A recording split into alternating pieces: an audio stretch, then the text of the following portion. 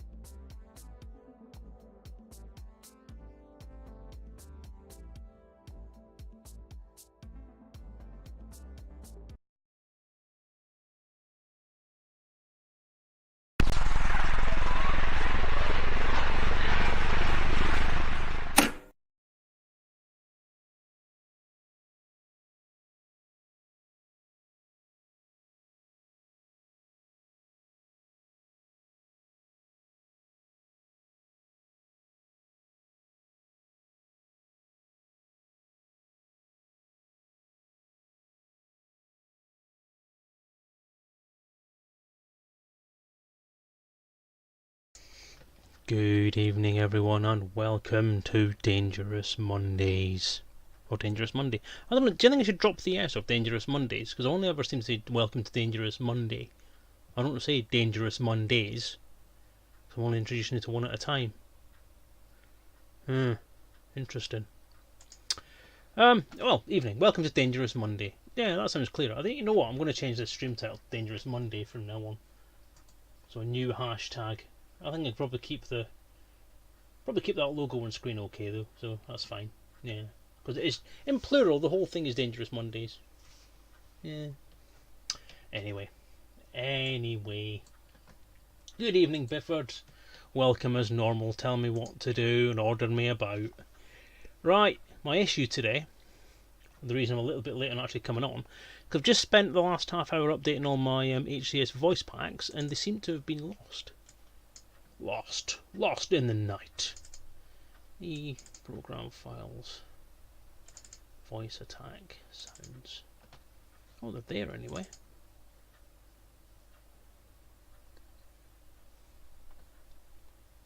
Program files, voice attack sounds. They're there.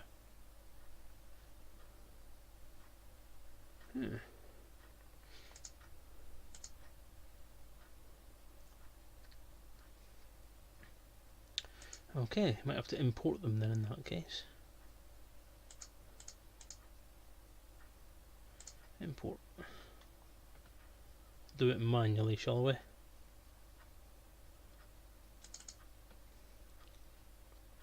Oh, he's broken.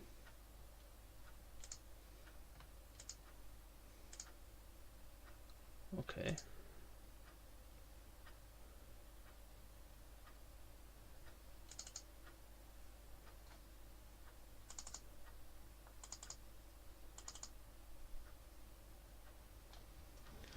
Okay, that's a bit of a shitty. What the hell? Okay, I might have to go into the control panel and try and fix this. Please bear with us. Tell you what I'll do, I'll pop it into the game stream so at least you can see me with the silly headset on my head. I'm going to take off for now. Technical issues abound. So programs and features.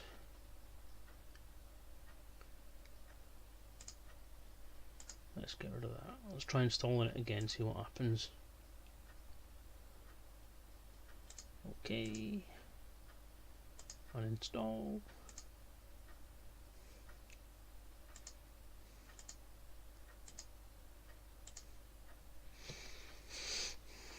I know that sometimes basically what can happen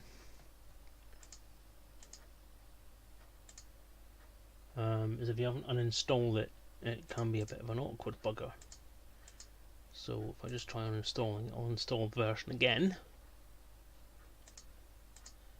I need to go into the base one, so let's go back into the base one.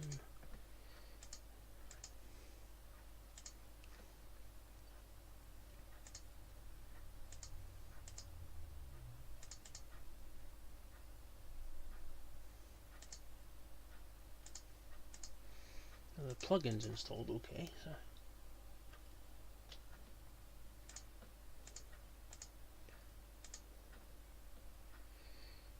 if I just posted a wall of text which I won't have time to read. I'm clicking furiously trying to get this working. But no doubt if I don't pay attention to him, he'll post it again later. That's always what happens. Okay, so that's uninstalled everything apart from HCS itself. So let's go back into the folder. Let's go to Astra, do the install.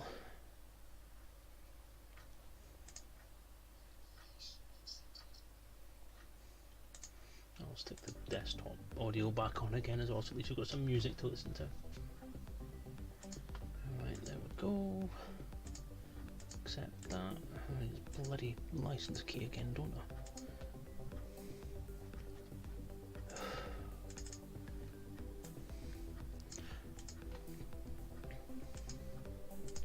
Try and get everything working all smart and hunky dory, and you just get dropped in the knackers by technical issues. 0B. Mental note, Dave, don't read your license code out on stream. Okay, I think that's right.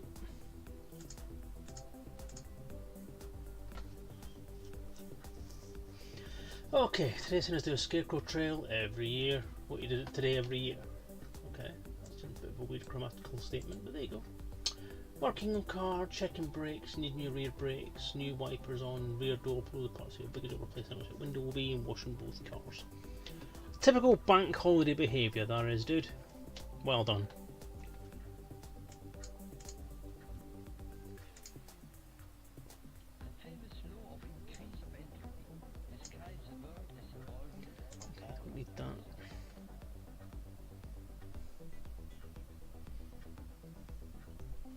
What did I do to do? Well, I had my grandson overnight. I had the grandkids over yesterday. The eldest one stayed overnight. And went to see Solo today.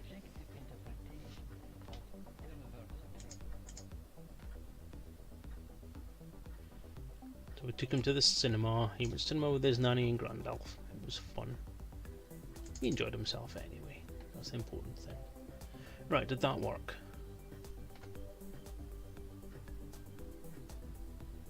Okay, I want to get rid of that profile completely. Yep. Okay, import profile.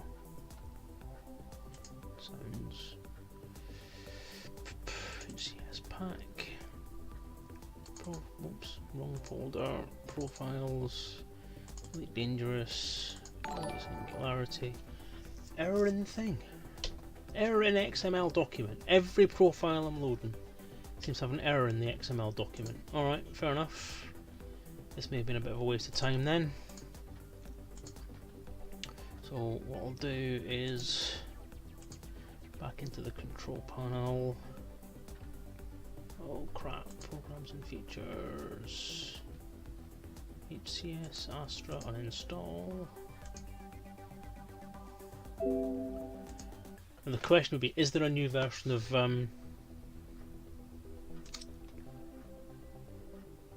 voice attack? We'll go into that.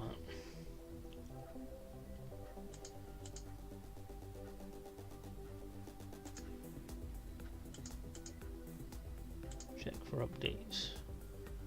Yes, that's probably what it is.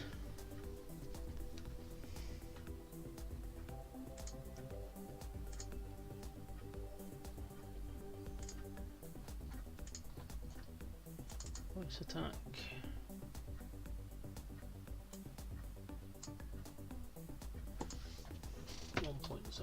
Oh.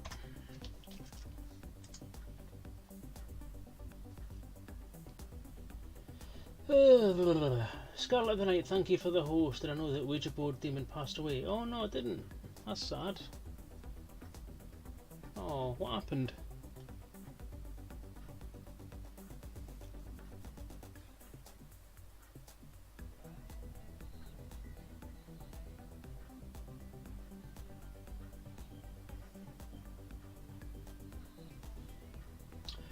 Ouija board demon was somebody who just popped on stream briefly a few weeks ago, and was watching one of the RPG streams as well, and kind of watched it all the way through and was quite interested in the RPG and how it worked, and sort of watching the streams and so on.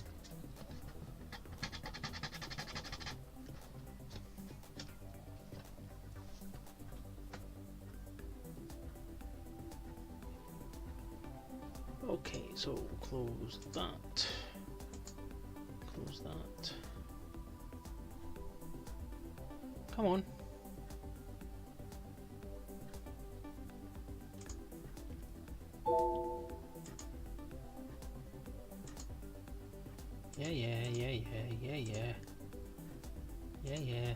Yeah. Launch voice attack. Okay, now that should load the profile in properly now. Import profile.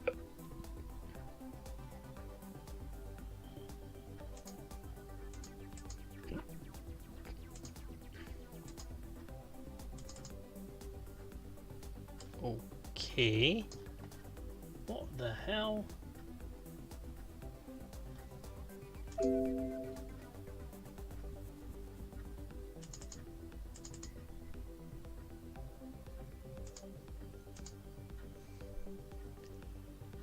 Yes, right. So now to reinstall Astra again.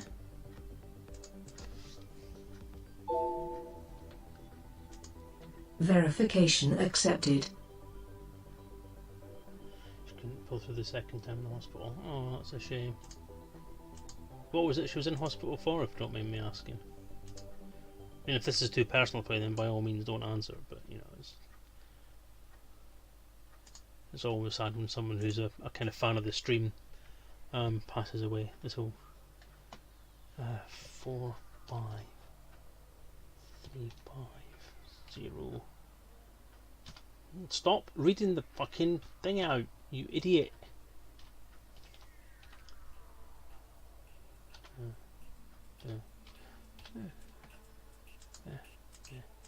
Yeah. did a tribute video for her, and the song in the background was almost on her 5th grade talent show in the crowd, man. Aww. No, I'm sorry to hear that, Anne. If I've seen the new Elite Dangerous card game from Spider-Mind.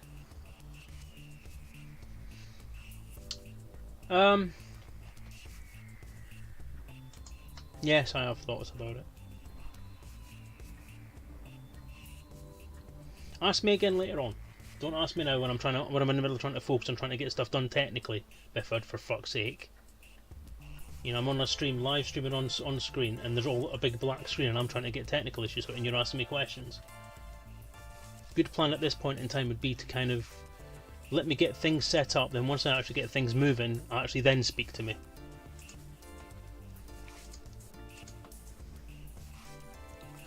Right, Verity is probably the one I'll go for this evening, just to keep things quick. The Milky Way is not Disneyland. Scroll down where Berry's license key is.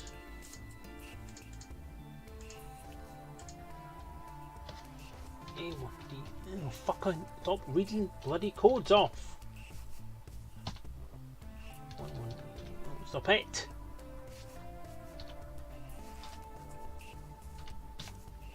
If I do this often enough tonight, I'll probably manage to read off all the different bits that people use to put together to actually build my license key.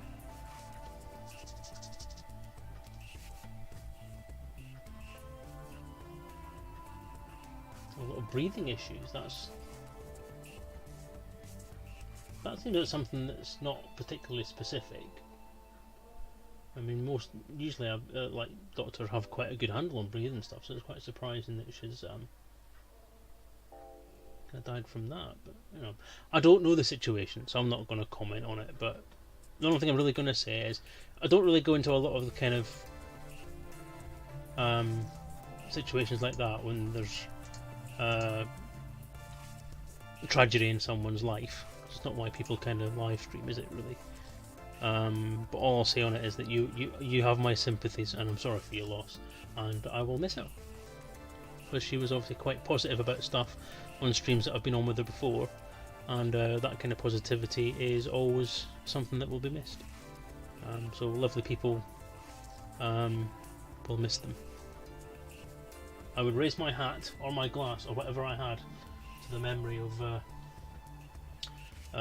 Ouija board demon. If she has a real name and you don't mind sharing it, then pop it on, because if you're going to say a toast to someone, then you say it to the real name.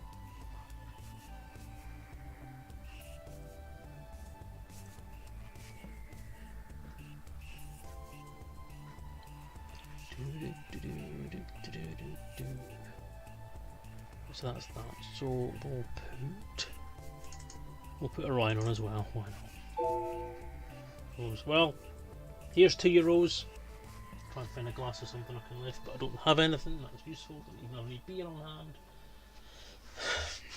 Here's to your Rose. We'll miss you.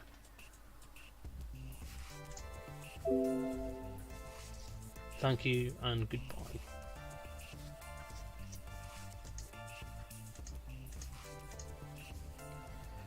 Okay, that one is Orion. I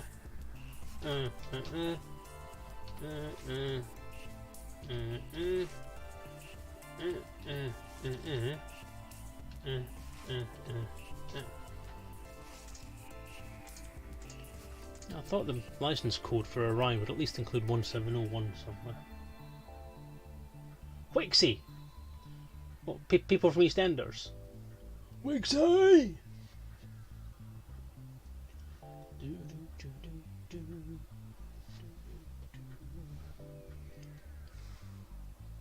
Right, I'm going to close that, and I'm going to minimise that, close that, minimise that. Bloody hell, close that. Right, voice attack.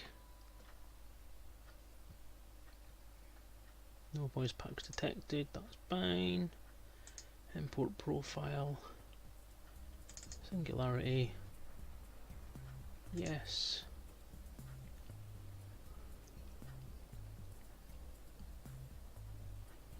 Afterburners.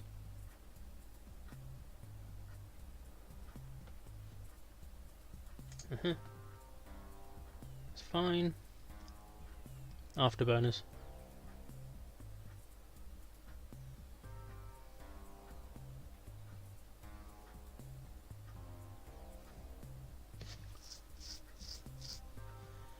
Okay, I've kind of fixed most of the problems now. Now we're not actually reading there being some kind of things installed. So, roll call.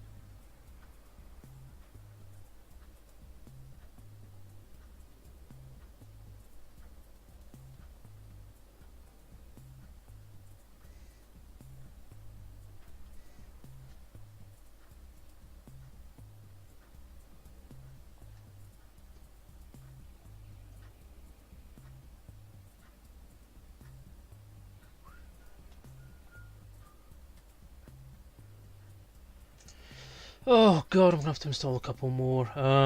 Let's put Vasco on. What we've got here is failure to communicate.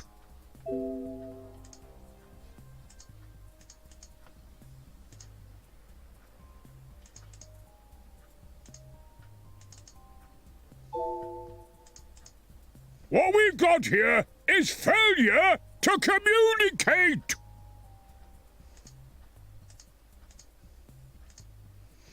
Okay, Vasco.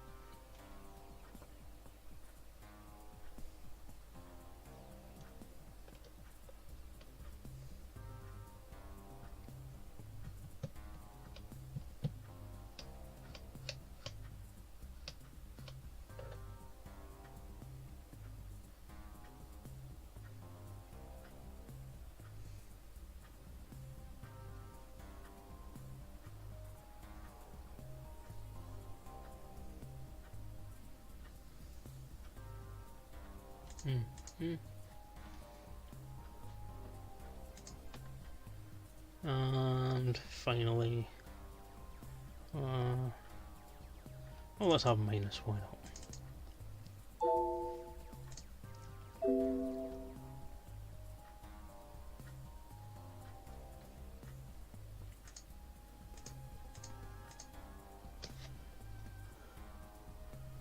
Oops.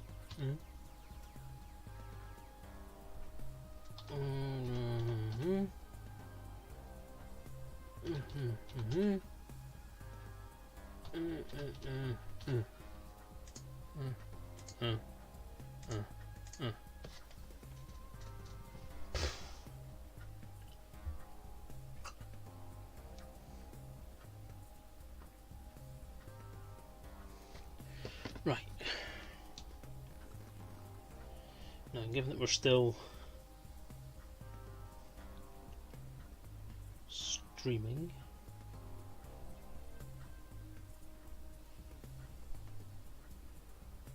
where's the flipping Twitch up? There it is.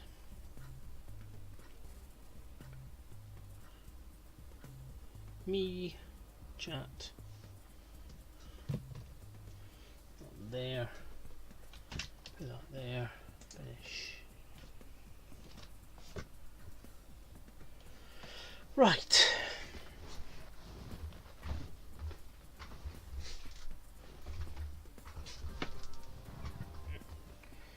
Beans on toast. Skinheads on a raft. You can't beat skinheads on a raft. Right, so that's that done. Let's go for voice attack again.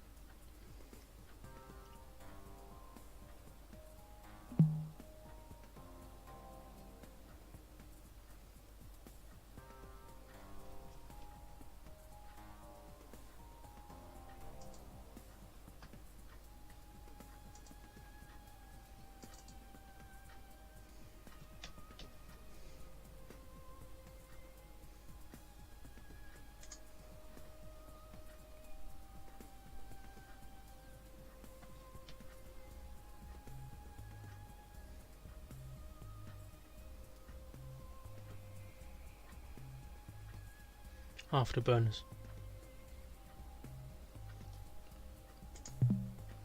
Afterburners. Boost activated.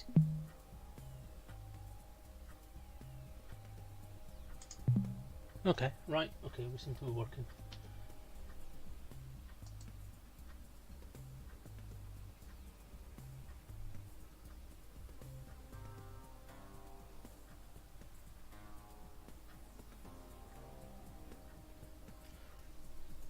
Number 1, Commander. organise a crew. Aye, aye, sir. Recalling crew. Minus. Yes, sir. Operations. Understood. Minus. Yes, sir. Helm. That's affirmative. Minus. Yes, sir. Tactical. Understood. Minus. Yes, sir. Engineering. Affirmative. Vasco. Yes, sir. Science. That's affirmative.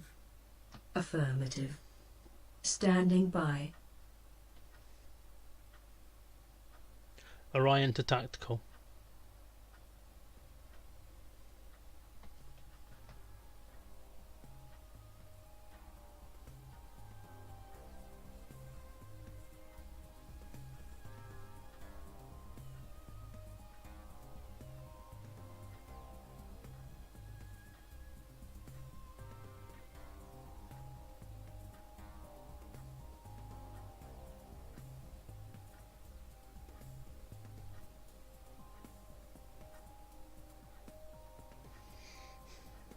Crewman Orion. Yes, Commander. Helm control. Standing by. Roll call. Reporting for duty. I'm here. Standing by.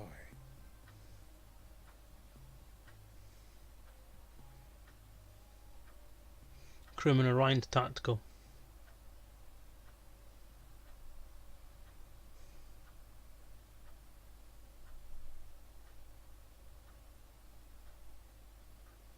Crew command roster. Crewman Orion to tactical. No problem.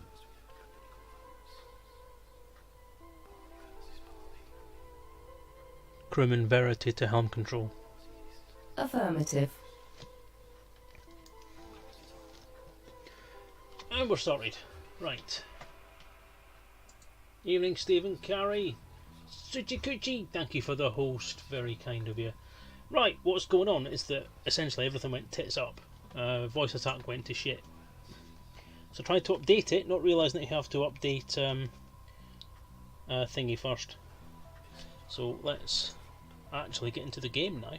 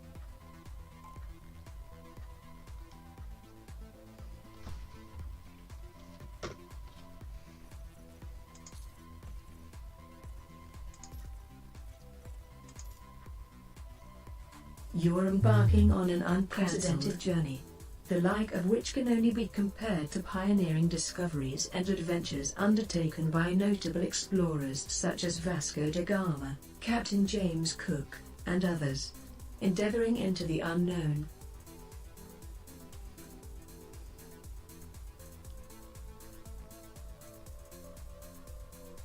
All systems ready to go.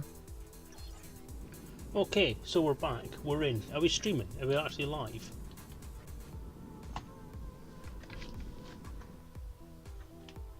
Yes, we are. We're on. We're here. We're yeah. Whatever that was I was trying to say. Oh, well, so what I've got Pre-launch today... diagnostic checks. Powering shields. All systems prepared. Stand by for launch.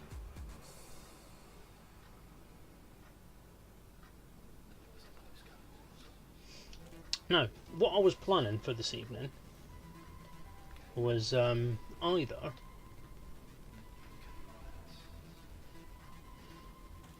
go back on the road to riches again, so kitting out a ship and maybe even buying back my Python, or rebuilding my Python, or doing something a bit different maybe, I don't know. We're in a kitted up, fairly well armed Chieftain. I'm just wondering if it's worth maybe nipping doing a bit of combat or something like that. What do you think, guys? I quite like the idea of going back on the road to riches again, because that's kind of the way I'm making my money. You know, it's like the balance of getting me back onto getting me up to fully elite in Explorer, which would be nice. And I think, if I remember right, I've kitted this out for exploration as well. So if we have a look over there, modules with thrusters, shield gen, lasers, vehicle hangar, surface scanners. So I've got the surface scanners, I've got the stuff kitted out. Daddy Hoggy! 90 minutes of battery on tablet here until it runs out. Am I any good at combat? No. I'm shit at combat. I was contemplating getting something a bit more combat oriented, because this is kind of a generic. I mean, this one, the thing is, this is a combat ship, isn't it? It's been built for combat.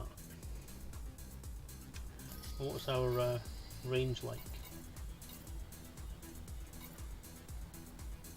22 light years, so it's about the same as the other ships I've got. I mean, this is just as good to go back onto the road to riches as anything else is. I'll just need to find where my road to riches plan is. So what do you think? Will we go on the road?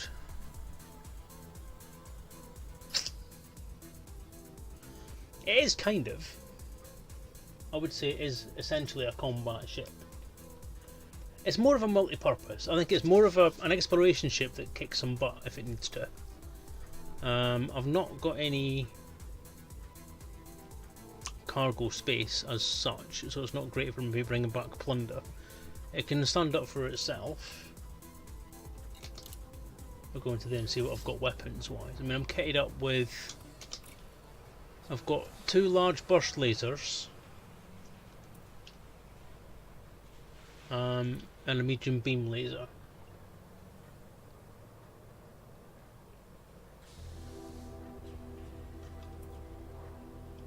So yeah. So there's the 2 beams, 2 bursts, sorry. Beam laser. I've not got particularly well kitted out shields. I don't have anything on my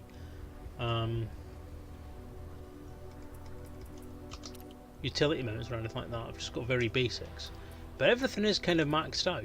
So optional internal, what have I got shield wise? I've got a 5 shield generator. Maybe I could upgrade that to a 6, put the fuel scoop in there, put a shield on there and go for more combat.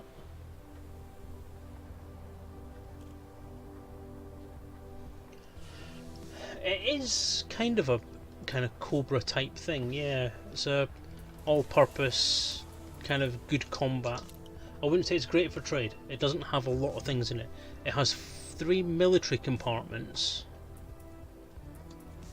Let's look at the optional internal again. You've got 4 military compartments there, which you can use for reinforcement type stuff and shield banks.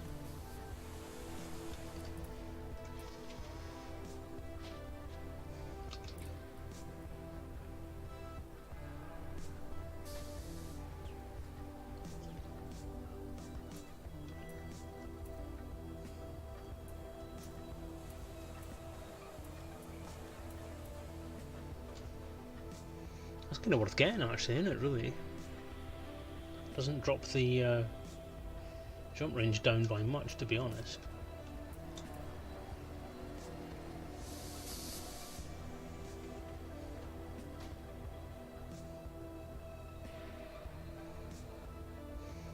I honestly don't know what to do. I'm not sure about what the combat thing is. Whether I should go for the combat, because it's not something I'm good at, not something I really make a lot of money from. At the minute I kind of want to make money so I can get myself up to fully elite.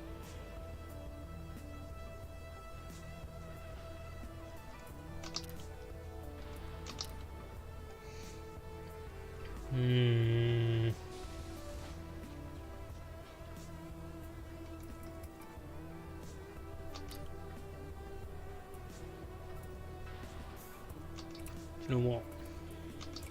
I'm going to put that in storage.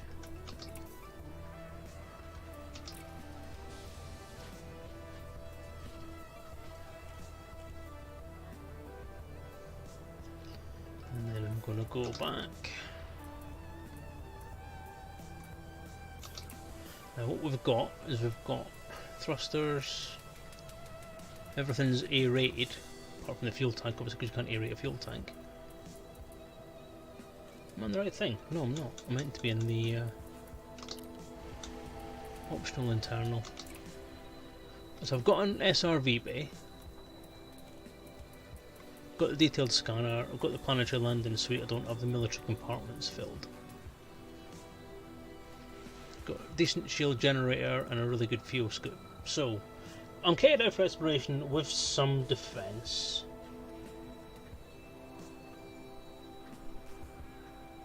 No way for us to see more because it's probably a zoomed in version.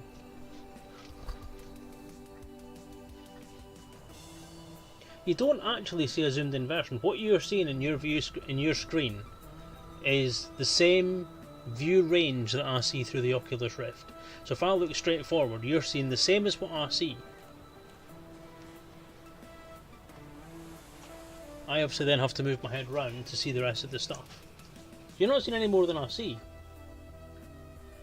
But what I can do is, look, let's go for the road to riches. I'm going to take that off for a sec. Put my glasses back on my head. Oh, it really does need some...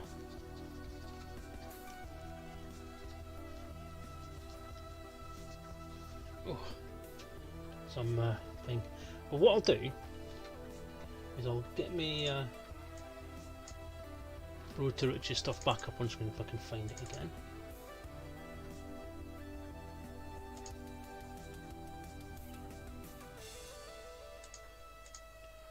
Shared ED transfer.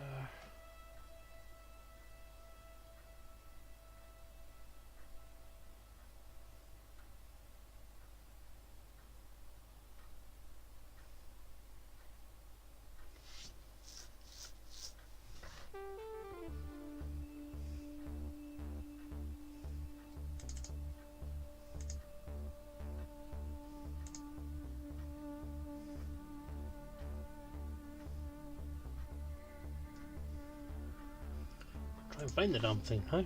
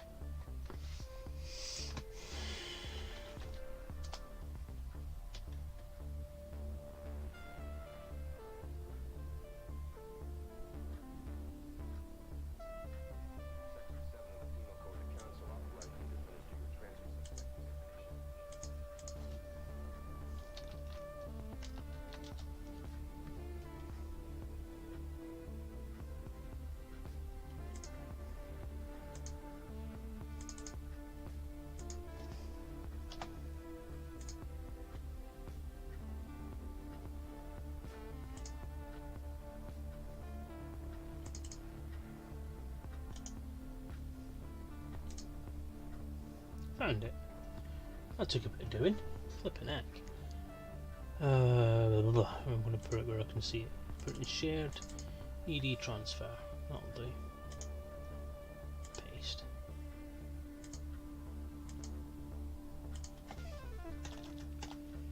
Road to riches. Improved. Right, now I should be able to find it alphabetically. Okay, so in Notepad++.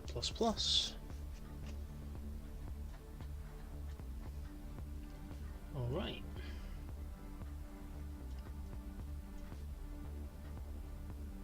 So we've got to planet 165 in the list, or system 165 in the list. So the next place we're going to go is HIP 12790. So wait.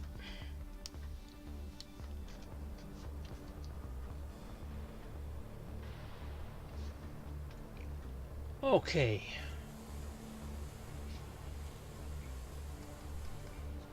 Need to put myself back on my screen, don't I?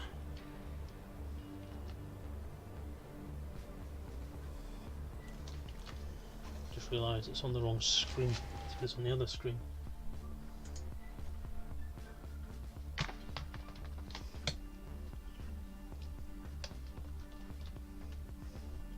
Okay, close that there. Minimize that. Into there.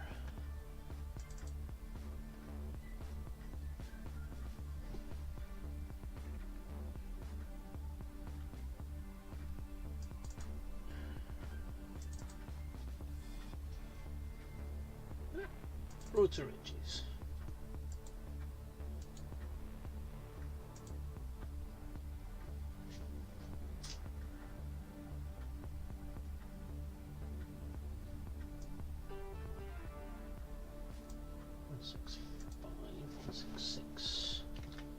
Okay, and one last thing to do before we actually start doing something is I need to go for a comfort break. Good lord, man, this is getting ridiculous this week. I've actually been a good diabetic this week, but for some reason my bladder seems to have shrunk to the size of a pea. So I'll pause the stream.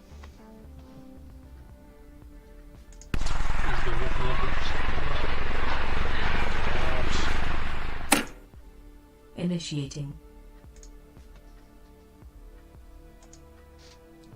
Bear with me a second, please. Engines online. Stand by for launch.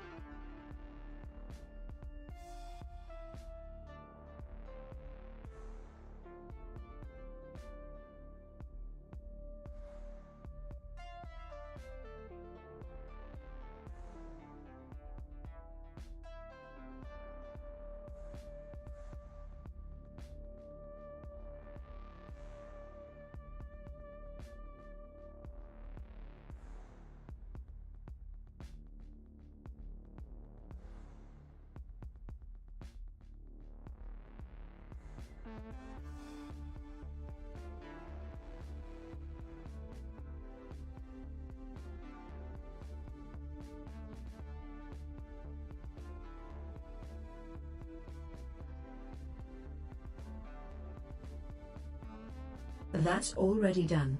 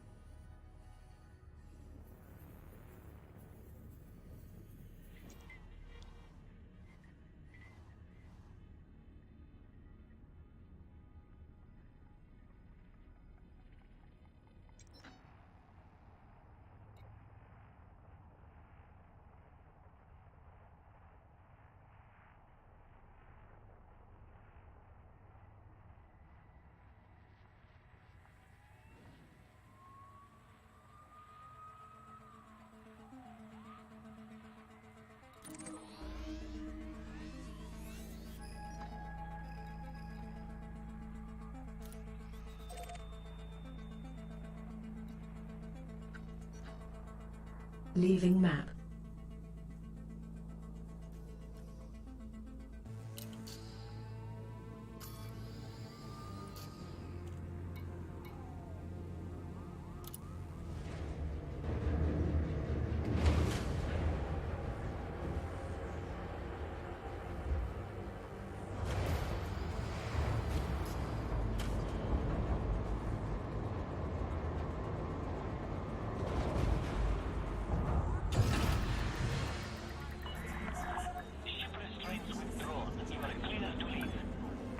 Retracting landing gear.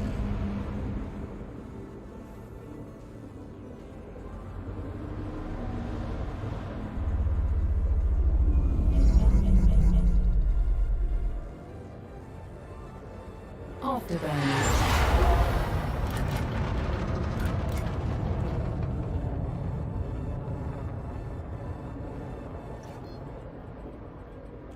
Change camera.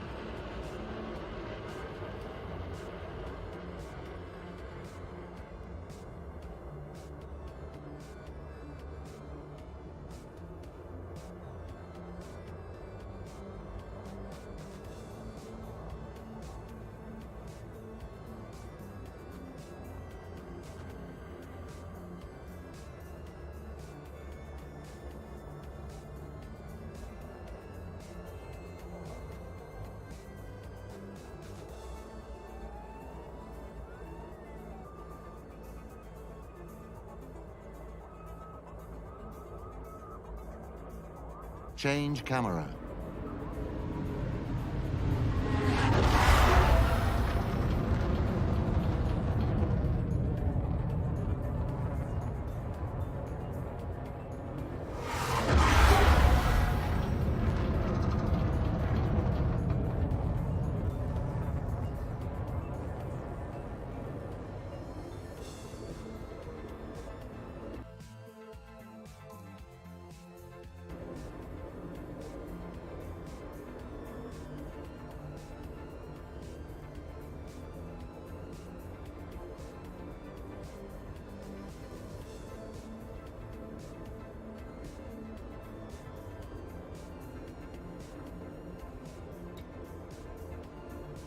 Charging frameshift drive.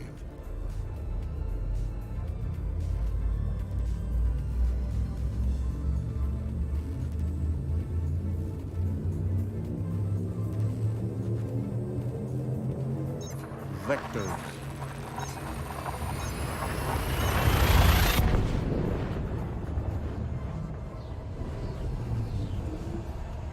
Safety protocols for exit.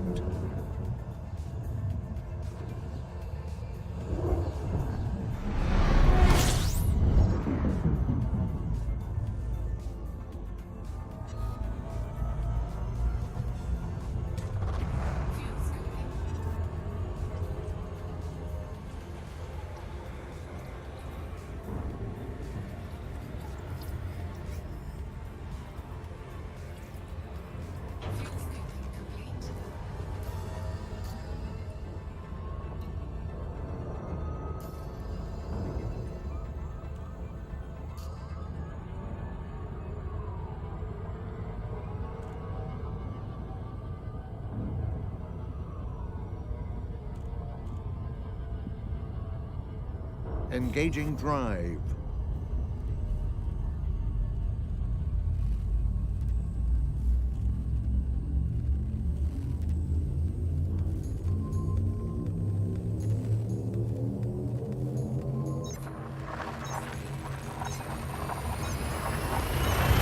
Hyperspace.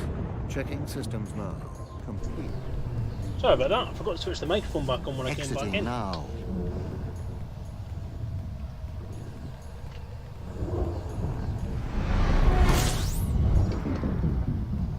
I do apologise. I completely forgot to switch the microphone back on. I'm sitting there wittering on about stuff, and nobody has a clue what I'm saying. It's probably a good thing. What I was saying was a couple of things. The first thing being that VR is so amazingly odd that the joystick, the throttle controller here, right, is actually, there's a gap underneath here, just around where the thing meets my face, because I've got quite a small nose actually. And the hand and arm that are there are actually exactly overlaying my own arm. And it's kind of weird. And incidentally, cheese board!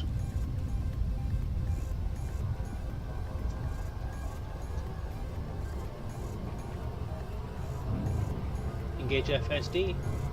Engaging drive. But I'll tell you, this VR thing is great, and I love this cockpit. This cockpit is so visible. It's actually one of the most immersive cockpits I've seen. I just love it when you can see bits of the hull around you as well. It just makes it so nice. Hyperspace velocity reached. Exiting now.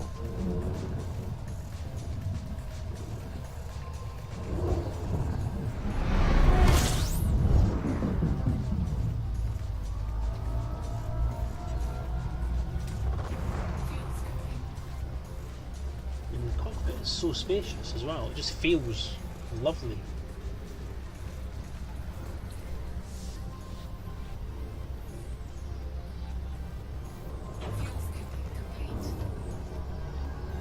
I'll be honest with you, right? VR for a space game is brilliant because the human body at this point in our evolution, at this point in our societal and technological development, we don't have any benchmarks for how we should feel in a space environment. So we've got all this space around us, we don't know how we should feel in it. So we don't know what acceleration and deceleration would feel like. We don't use the same actions that we would use in a general day. People who have done flight sims may find the same thing or not. What the hell is that? People who play, who are real pilots and have done flight sims may feel slightly different on that. Engage FSD. Charging frameshift drive. But I played some driving games in this on it might have been Monday last week actually, after the stream. I wanted to get some of the other games I've got configured, so I dug out the steering wheel and I got Assetto Corsa when it was reduced in price a few weeks ago, which is a very good little driving game and one of the best VR driving games apparently. Exiting now. So I thought I'd give it a go. So I drove a little Lotus F1 car from the 60s around, was it Silverstone? Oh, it's a big sun. Blue Giant, is it?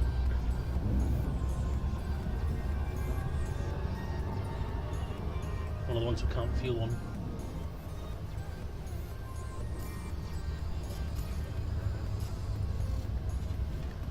on. Yeah, so I played Assetto Corsa, and oh my god, I nearly threw my fucking guts up, because driving just normally round, nice and slowly, steady as you like.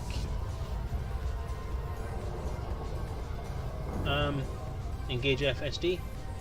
Charging frameshift drive. Was fine, but as soon as I started doing things that involved braking, now because my body and my brain know the exact feeling of braking in a car, holding onto a wheel, with your feet doing the pedals, how things are meant to work, Jesus. Jumping to next system. The equilibrium inside my head was completely off. Frameshift drive engaged. It was horrendous. I got around 3 corners, I had to take the headset off and have a rest. Systems are at It was optimum level. horrifying. Readying for exit. And the weird thing is, right? Warning. Main fuel tank low. The weird thing about it was that when I stomped on the brake, like you know how the G-force in the car throws you forward when you stamp on the brakes? Well, that happened because my body actually went with it, and I was starting to realise how much my body must be used to driving to such an extent that when I'm driving, it's doing most of the actions for me. It's going with the movement. And I don't know if this is something that happens in other fields. I've never noticed it before.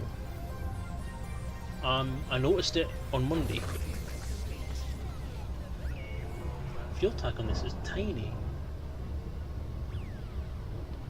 And that was horrific.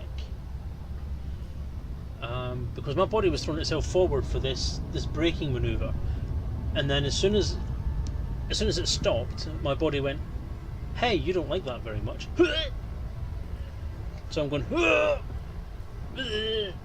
It's terrible. I don't know if I'm actually going to have to start taking motion sickness tablets if I'm going to be doing a car game in VR, and that's quite worrying.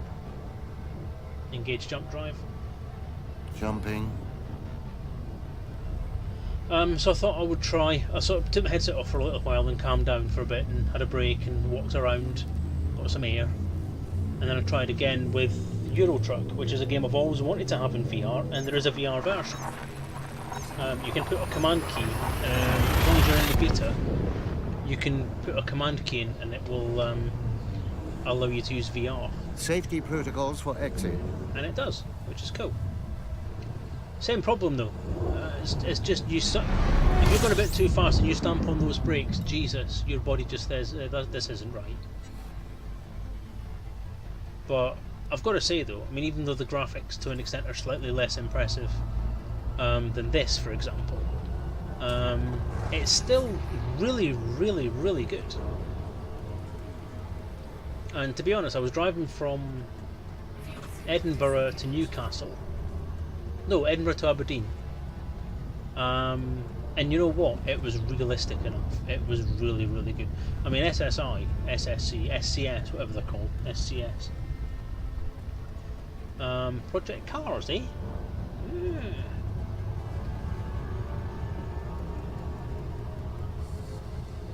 Engage FSD. Frame shift activated.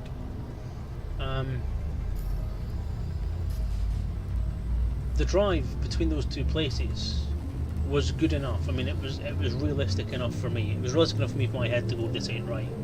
And it was good enough. It was realistic. Going across the fourth bridge, sorry, the fourth road bridge, and the upgrade scenery they've got, which includes the building work on the third bridge. Shut up!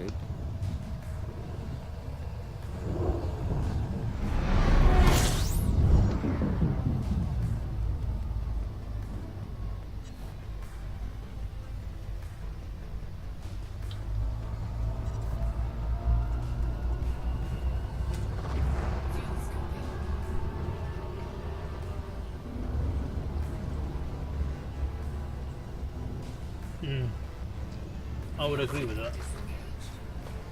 I would say that'd be a great idea.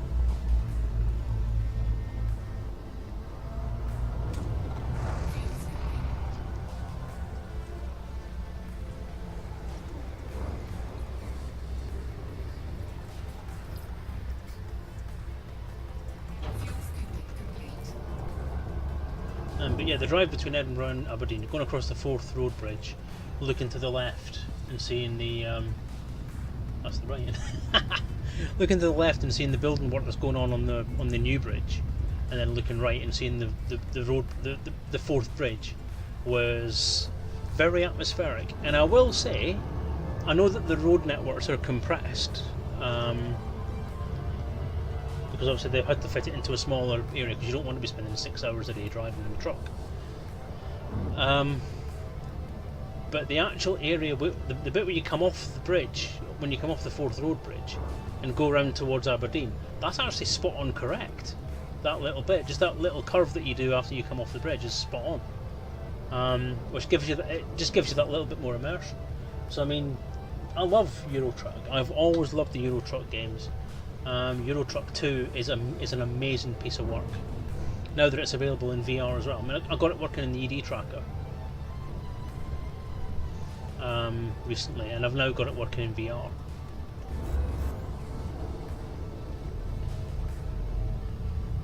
So that might be something I would contemplate streaming in the future, if I can get myself in control of this motion sickness crap. But I will say, Assetto Corsa is a very, very nice game. Entry guidance If computations you want some complete. racing doing, it's very well put together. It's Frameshift responsive. drive It's engaged. fast. It is very, very good in VR. In Project Cars, Hull I will integrity take is a look within at it, to be limits. honest with you, All other systems are at because normal it does sound levels. very good.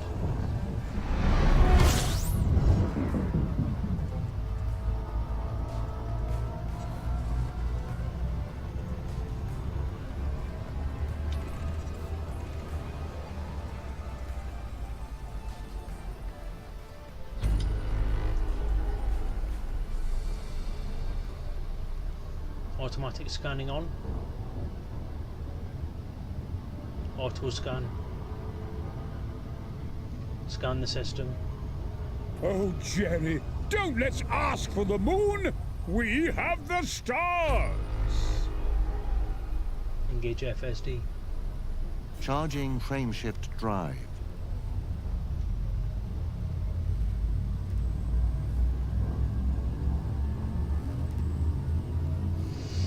Okay, that's worrying.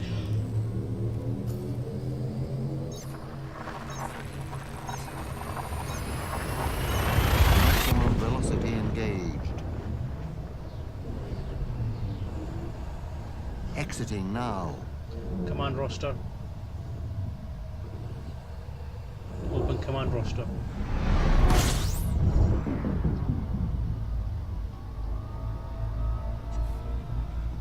Scan the system. Compiling data now.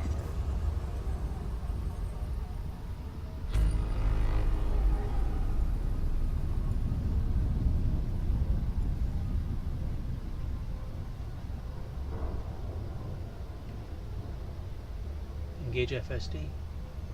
Charging frameshift drive. Engage FSD.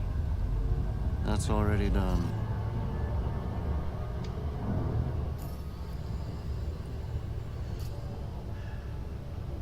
Pooh. Open system map. System map. Close system map. Exiting map. Open galaxy map. Stellar cartography.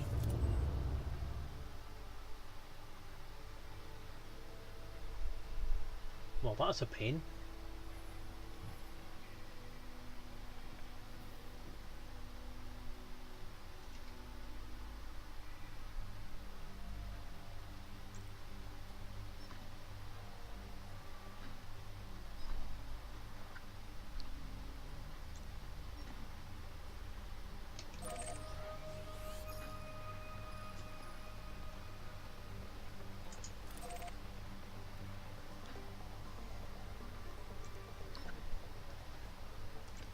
Close galaxy map.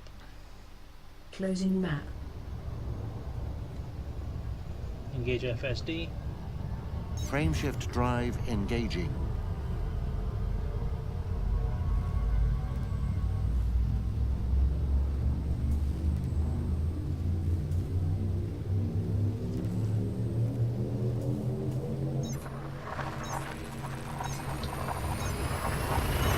Hyperspace velocity reached. Crew command roster. Safety protocols for exit. Crewman Orion to navigation. Warning. Main fuel tank low. Crewman Orion to helm. Yes, sir? Affirmative, Commander.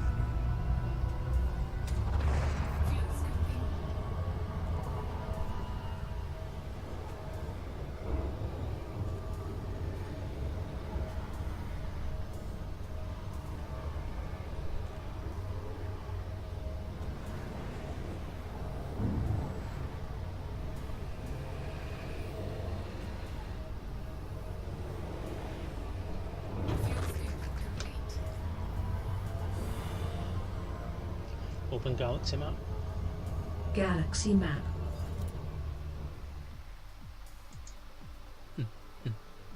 So is it KGB foam?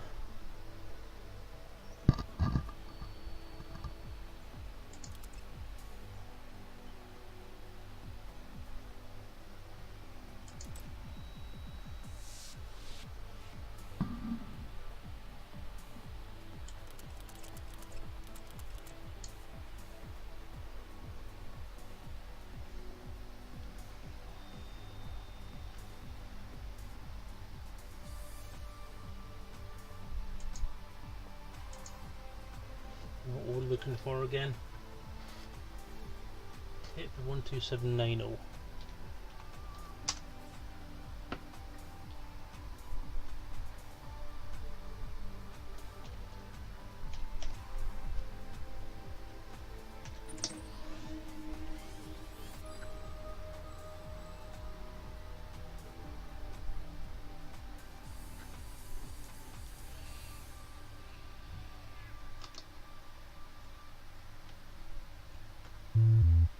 Cancelled.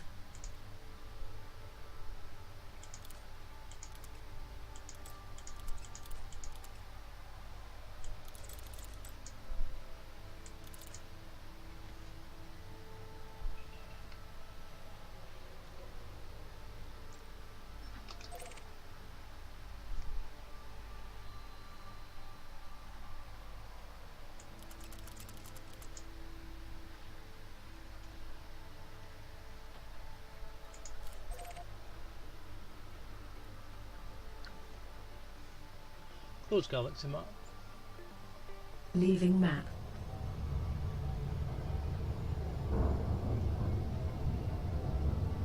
Engage FSD. Charging frameshift drive.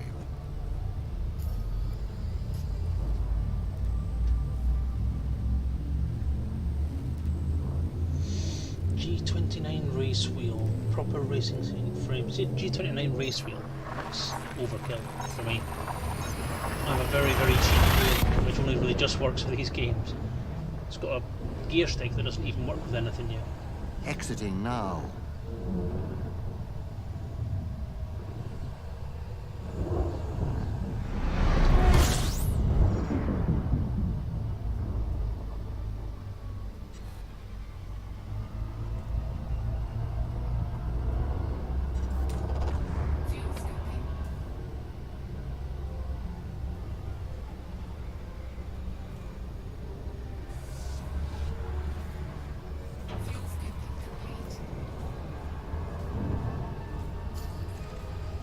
Scan the system.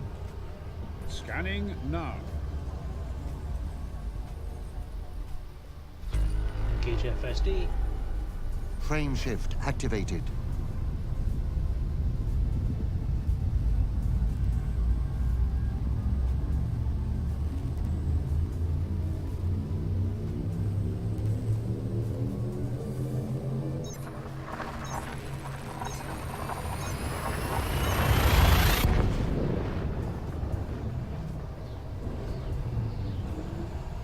Exiting now.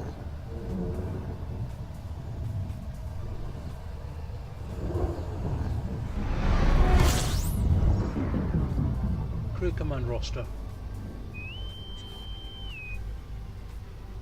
Crewman Orion to helm.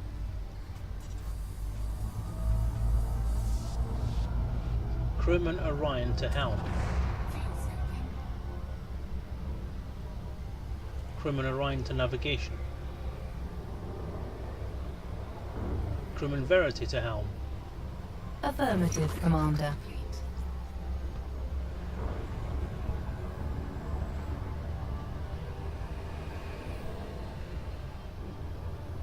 That is all. Acknowledged. Standing by. Crew command roster. Crewman Orion to first officer. Right away, Commander. That is all. Thank you, Commander. What do you want to do today? Engage FSD. Charging frameshift drive. Oh my god.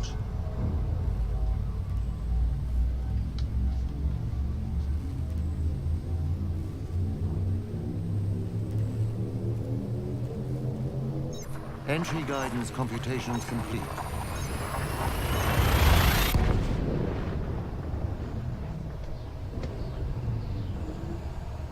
Exiting now. Crew command roster.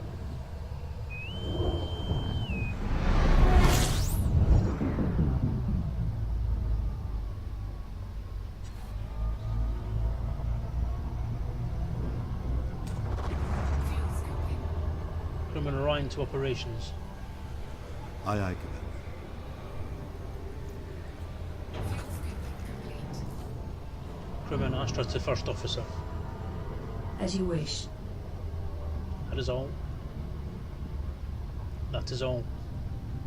Confirmed. What do you want to do today? Roll call. Reporting for duty. I'm here. Standing by. I'm here. Greetings.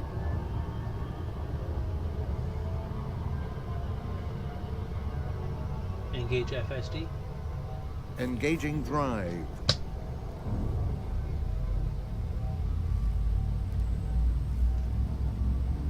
Crew command roster. Crewmen Orion to helm. Yes, Commander. Jumping to next system. That's all. Standing by. Exiting now.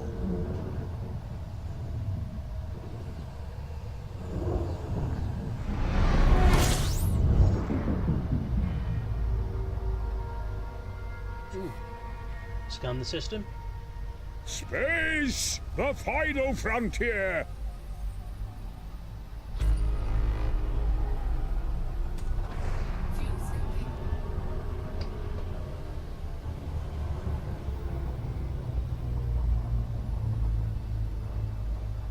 Open system map. Displaying map. A2. Deployed.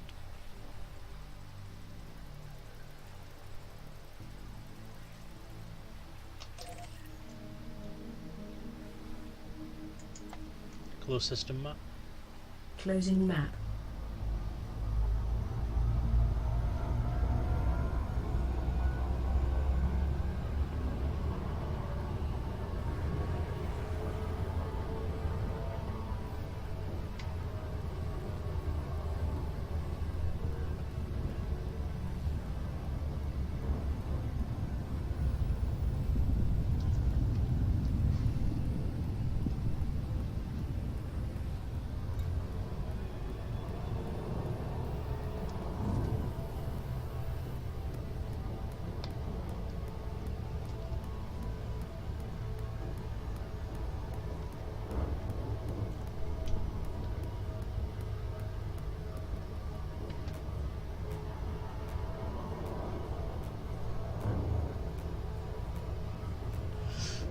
Well, this will actually be my first Earth-like world in VR.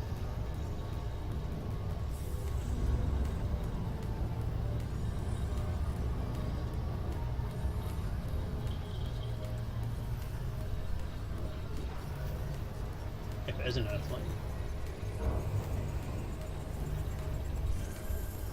No, it's a water world.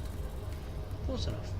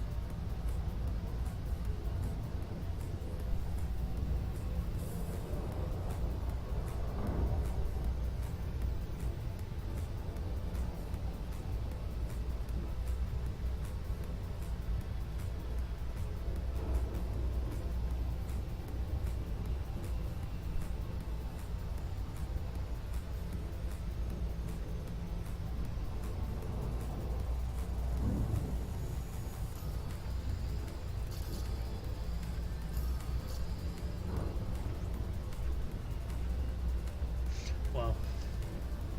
Okay. You're welcome. Open galaxy map. Displaying map.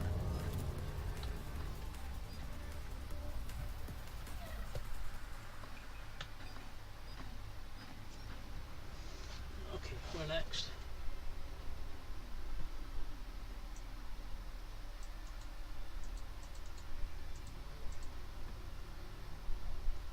5204.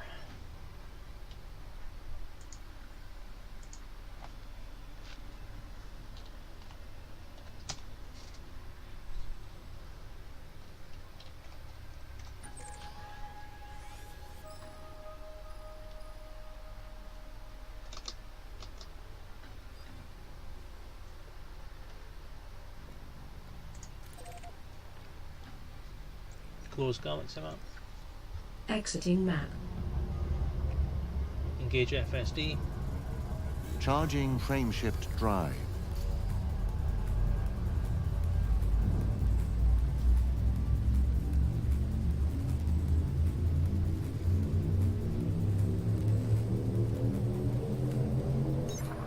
Vectors.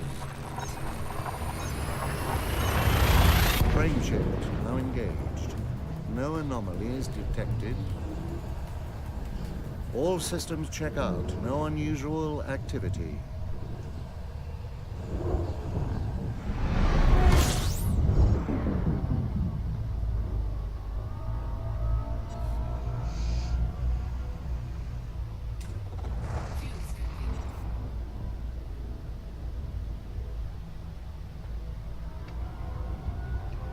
Crew command roster.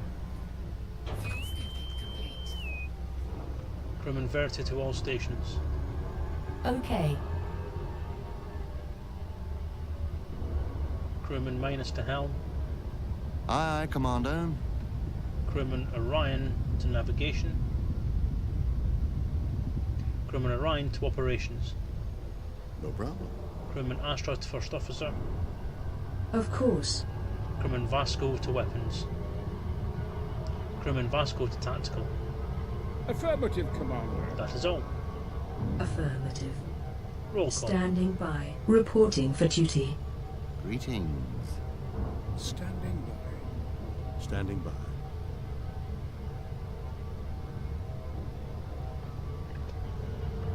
Engage FSD. Charging frameshift Oh drive. my fucking god!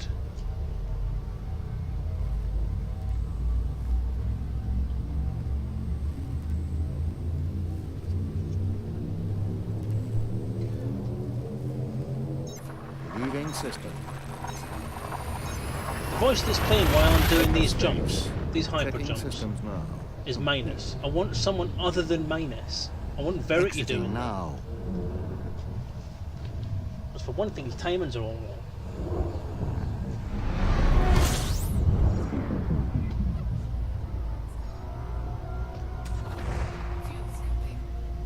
Scan the system.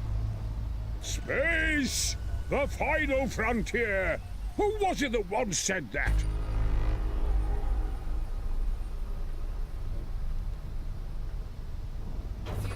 Right, open the system map. System cartography. What are we on? 789.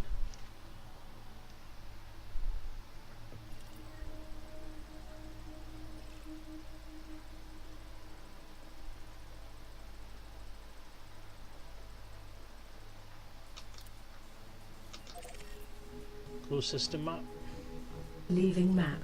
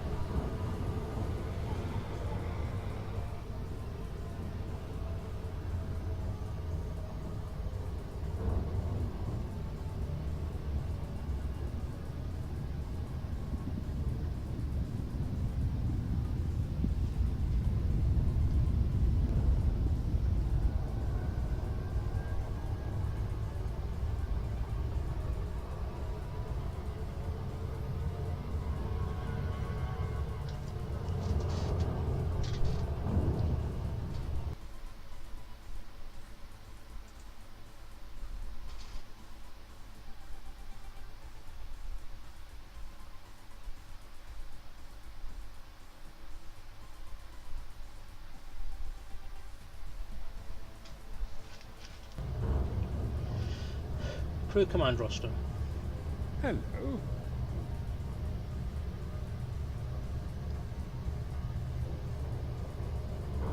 Verity to helm control. Crewman Verity to helm control.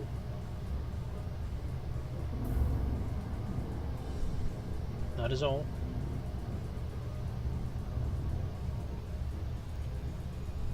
Roll call. Reporting for duty. Standing by. I'm here. Greetings. Verity.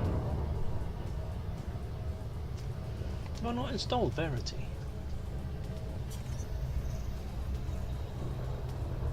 No, I haven't.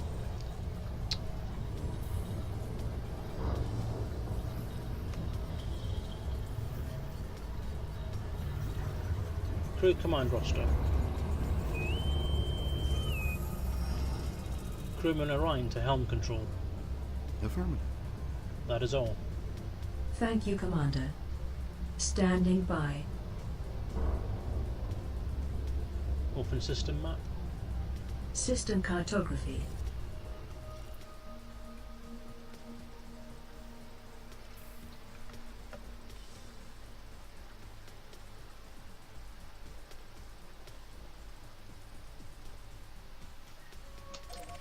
Close system map. Exiting map. Open system map. Displaying map.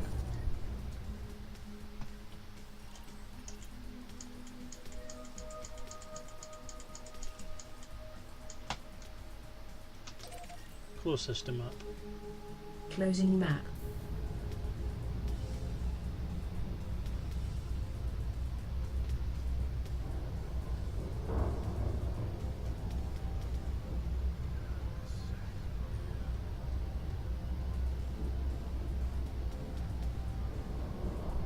Open system map. System map.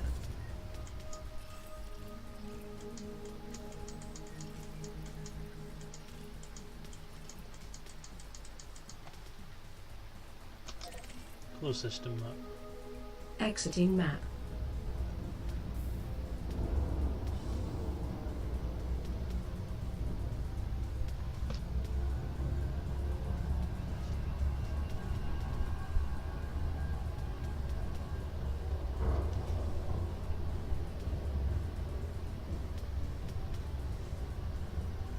That'd be about right, yeah. I thought I'd installed it, but I obviously haven't.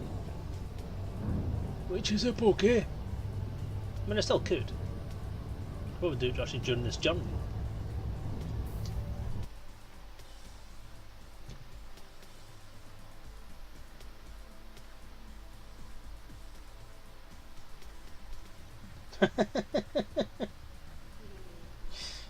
Oh my god, the entire Hogguard family seems to be crowded around me. That's quite nice. Thank you, everybody. It's great of you all to watch. Okay, just give me 2 seconds here. Find my glasses. OBS is still working, yep. Voice packs, Verity, install.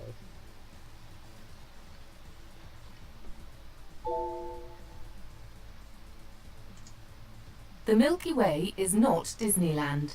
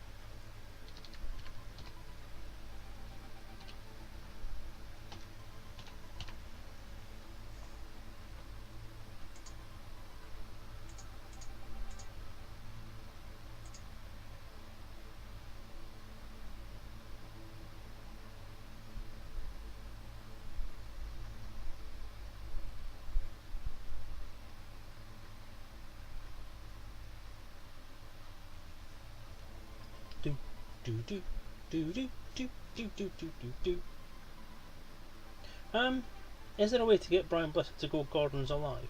I think there is. But But I think it's based. It's like a random set of random set of things that run when you've done a certain thing. But I can't remember which one it is. Of course, the easy way to do it.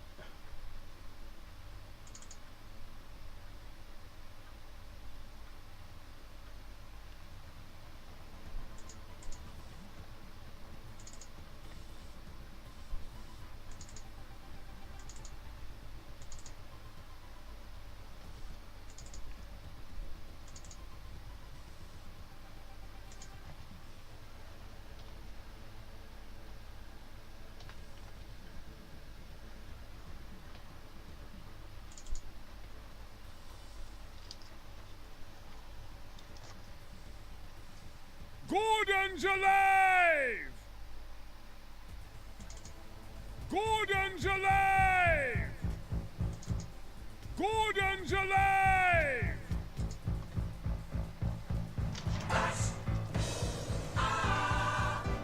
King of the Impossible! I'm so sorry.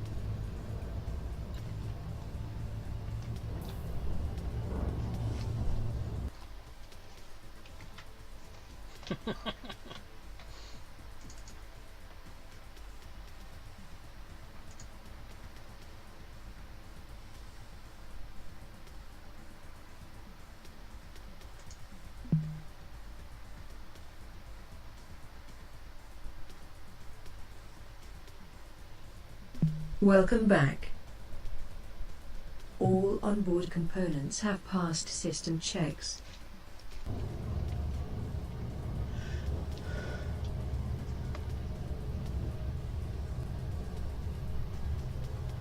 Roll call. I'm here. Standing by. I'm here. Greetings. Verity. Crewman Verity.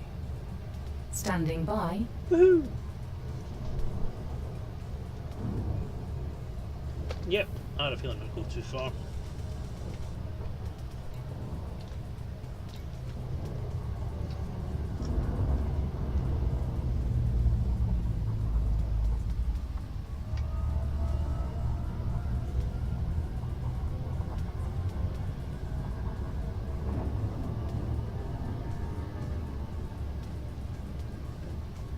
So basically I've gone as far the other way. That's nice.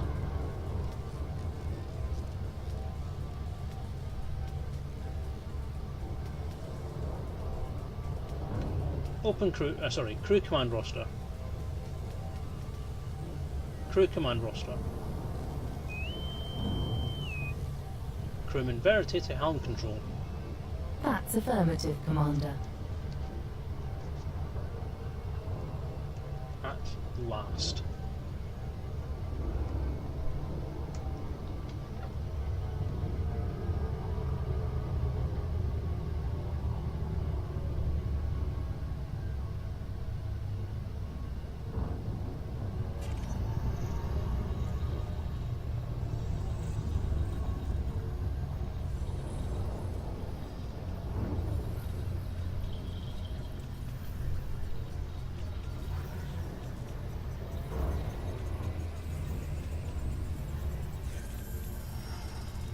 Open system map. System cartography.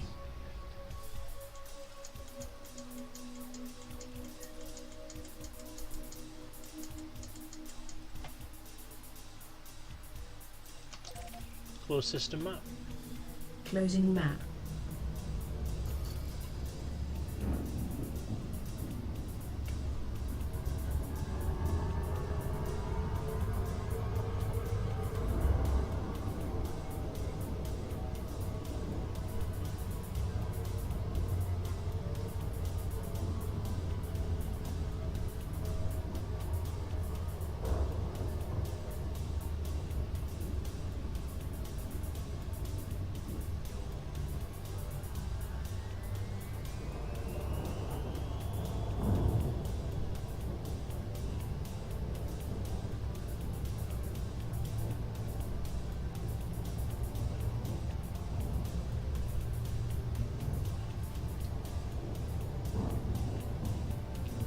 was that?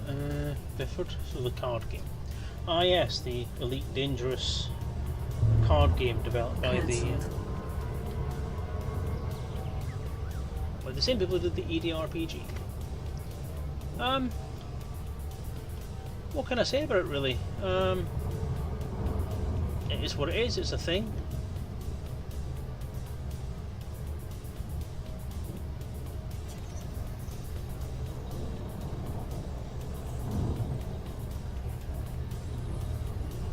It looks very lovely. It looks like exactly what you'd do if you had a crew of thousands working on it in the background.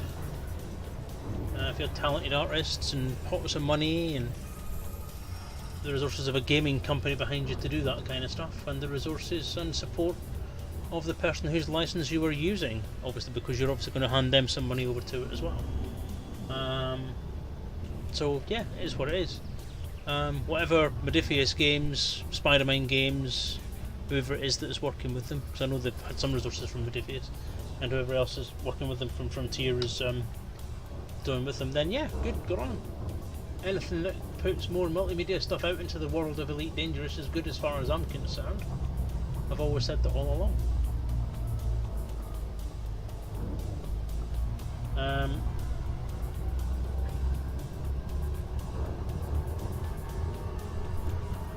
I think maybe what you're getting at is that I think we had a conversation a while ago where I was contemplating asking for not a license as such, but potential to do a card game, or at least have some kind of card game included within the encounters. And yeah, that would be great.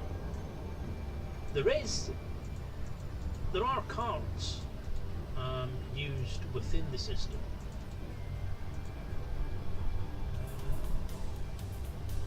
Is it 326? Open Galaxy map. Displaying map. HIP 17326.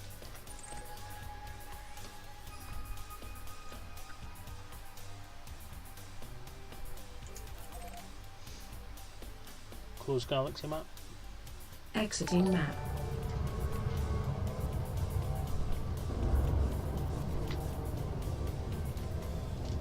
Maniac Psycho, thank you for the host, sir.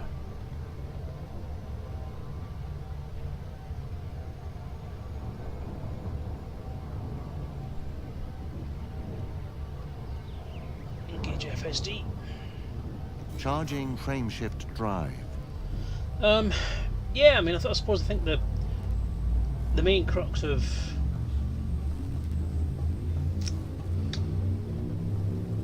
the card system that's in Elite Encounters for the ship-based combat stuff ties into Colin Ford and his miniatures game suggestions and his miniatures game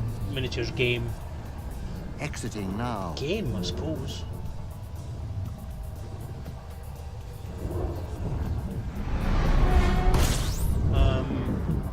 I decided to use a card-based stat system a long time ago. I suppose in a sense there's a game in there as well. You could use it as a kind of top trump style dice playing game if you wanted to as well. That was kind of in half the design. It's also half the kind of idea that goes behind the miniatures game that Colin was developing. Is that they're a very easy to use side thing for the RPG. But it is what it is. It's part of the RPG. You take bits of the RPG, you take bits of the Encounters game, and you do what you want to do with them. Engage FSD. Charging frameshift drive. The capacity and scope in Elite Encounters is fairly deep if you look into it properly. And I'm not pushing that kind of stuff. You know, people make of it what they want to do. People are creative enough on their own. You don't have to push them down the road. I'm a big fan of card games. I love card games. I'm a big fan of the Star Wars miniatures game. I'm a big fan of the Harry Potter trading All card systems game. check I out. like Magic the No Gathering. unusual activity. Shut up.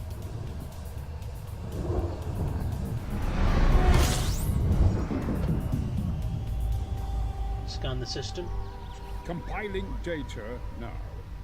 Scan the system. Oh, Jerry, don't let's ask for the moon.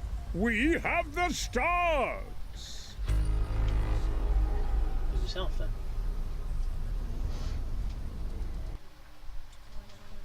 E4. Open system map. System map.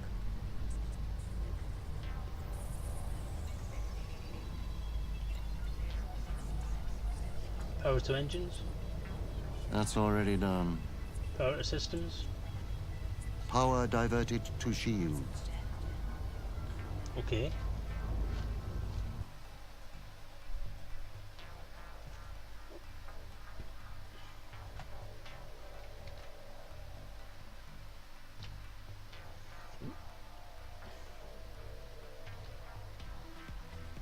Scan the system. Scanning now. Why has it lost its connection? Power to systems. Diverting power to requested systems. Power to engines. Max engines. Scan the system. Scanning.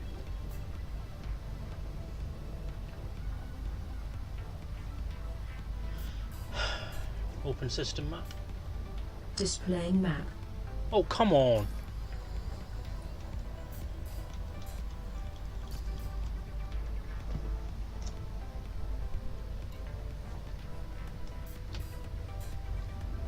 Scan the system.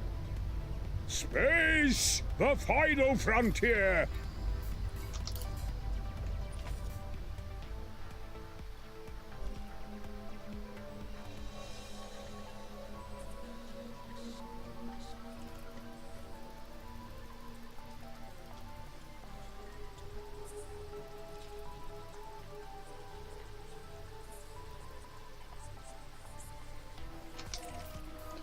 Close system map. Leaving map.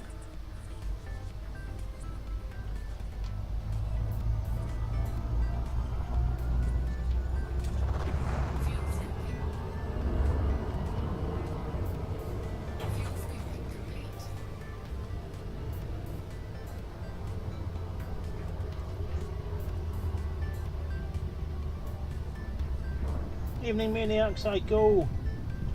With the GM faster mech queries to resolve mech combat and battle tech. Players were much more careful in battle and retreat when precious characters in the cockpit. Yeah. That's one of the things about, I mean, that's why I wanted to put the cards in there and have that link to Colin's game.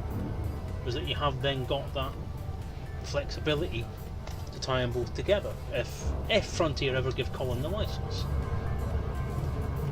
And I just get this feeling they're not gonna.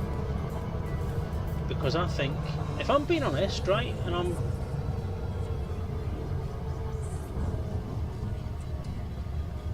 I'm not being bitter and twisted about this, because I'm trying not to be, but I get the funny feeling that Frontier are now pushed their entire weight behind Spider-Man, behind John and the crew, and they're the golden boys now as far as merchandising is concerned. Any game-related stuff, whether it be RPGs, card games, miniatures games, any kind of board gamey type stuff is going to come from that house now. They're in bed with them now. I think the rest of us are screwed. So I don't think I'll get another offer to do anything to expand the Elite Encounters game. If I ever do get the bits of this finished that are still got to get done. And I don't think Colin's going to get his license. I think the next license that's going to come out for a board game in terms of Elite Dangerous is going to be a miniatures game coming from Spider-Man based on the EDRPG. What's happening here is the exact same that happened to the Star Trek licenses. There was a split back in the day with the Star Trek license holders. There was FASA, who got the kind of canon license. They got the one where they could put all the lore in, they could have some screenshots, they could have some artwork from the actual series. They would follow the canon of the series very, very carefully. Paramount then kind of started to backtrack very quickly because FASA started to be quite demanding. Now, I'm going to be honest here. Yes, I am and was very meticulous in trying to get the canon and the lore and everything else that needs to be in my game right. But as a result, I ended up harassing Frontier quite a lot for information. FASA, being a bigger game company, did it much more professionally than I did. Therefore, they held the license for longer, all the way up until the first season of Next Generation came out, which then contradicted a hell of a lot of stuff that people had put into their game. So they lost it because they lost the license because they argued so much with Paramount about what they'd written and how it was contradicted by what was coming out in films and what was coming out on television series and all that kind of stuff. Because nobody was expecting Next Generation to come along and obviously then be 70 odd years later. There was also the Franz Josef license holders that became Starfleet Battles. The Starfleet Battles was kind of an extension on the Franz Josef license that came out with things like the Starfleet Technical Manual, which was written from a kind of in-universe perspective, but was a kind of very sideways license. It was more to do with artwork and plans and kind of technical issues and technical stuff, but it spun off into the Starfleet Battles universe, which included some Larry Niven stuff as well for some bizarre reason. So essentially, that license went a lot further because that license was freer. It was a lore-free license. It went off onto one side. It didn't tie back. It was spun off into its own separate universe. So they could change whatever they liked. Now that's very similar to what Frontier's done with Modiphius, not Modiphius, Spider-Man.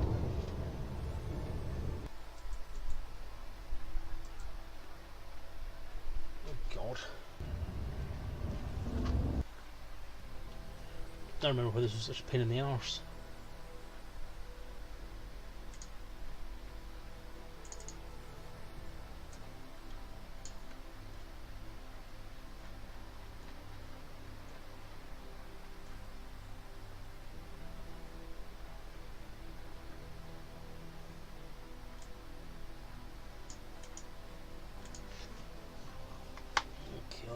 Again. Typing mode. Love on. the Starfleet Battles. How about my DSI somewhere? I can't stand it. Open system. Sorry. Open galaxy map. Galaxy map. Nope.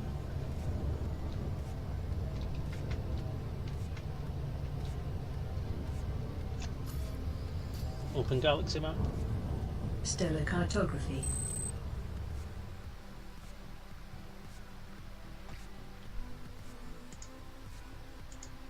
Paste.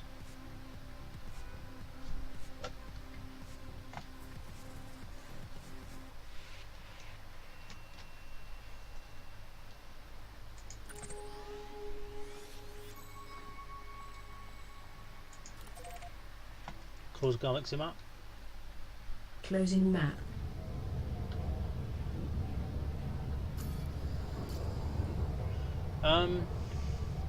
I was a big fan of the Star Trek role-playing game. A huge fan of their Starship Combat Simulator. A huge fan. You probably noticed that with a lot of kind of the early draft of the RPG and the miniatures game that was kind of built into that. That was kind of a direct homage to FASA's game. I thought that was easy to play. It was visual. It was quick. It was simple. It was easy to track. It was everything that I liked in a game. Everything that I've thought to be one of the biggest things I need to put into this system.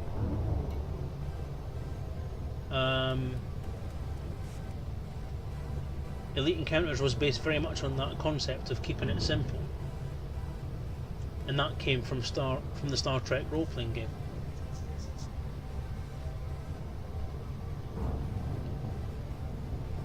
Engage FSD.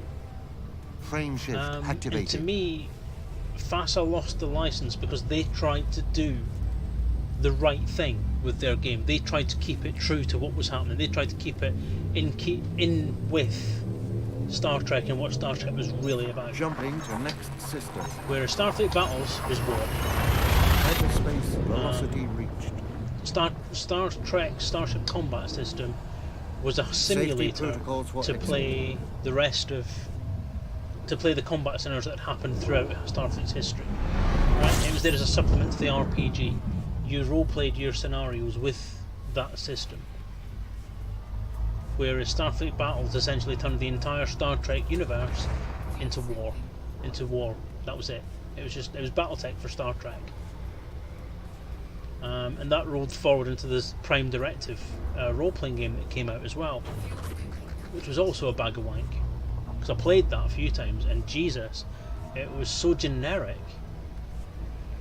And it took every single term that Star Trek used and got rid of it, turned it into this ridiculous pastiche of Larry Niven and Star Wars and just anything else you could find. It became generic generic sci-fi with a Starfleet badge on it.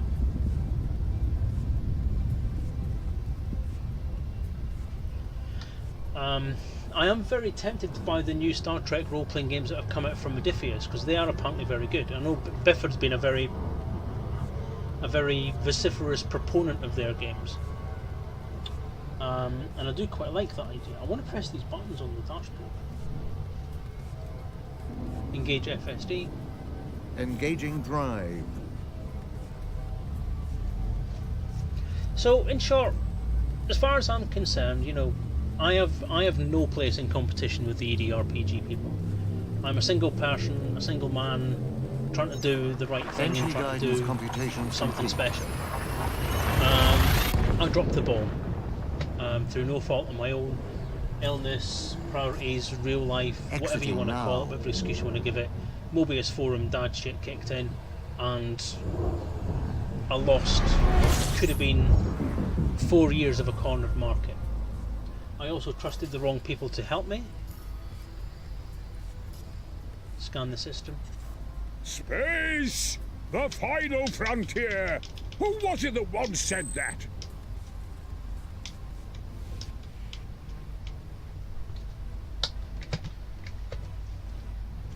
What the hell is going on with this game today?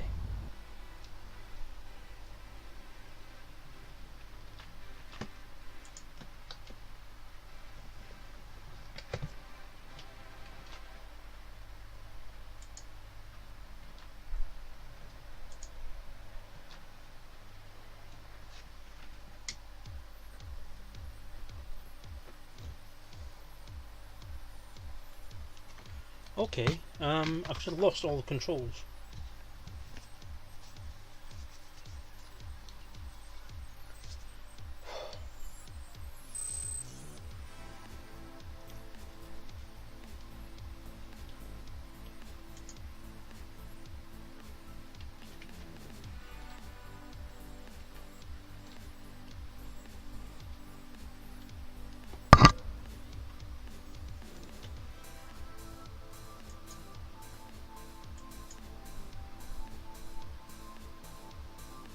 Everything has gone completely tits up in this game now.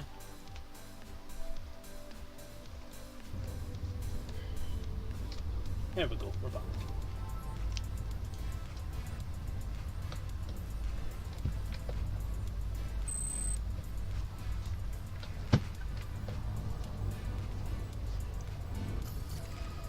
Scan the system. Compiling data now.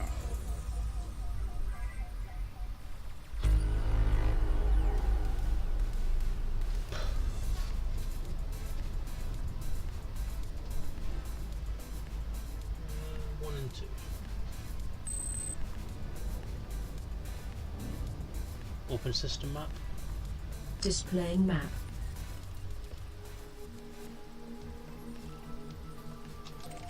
Close system map. Leaving map.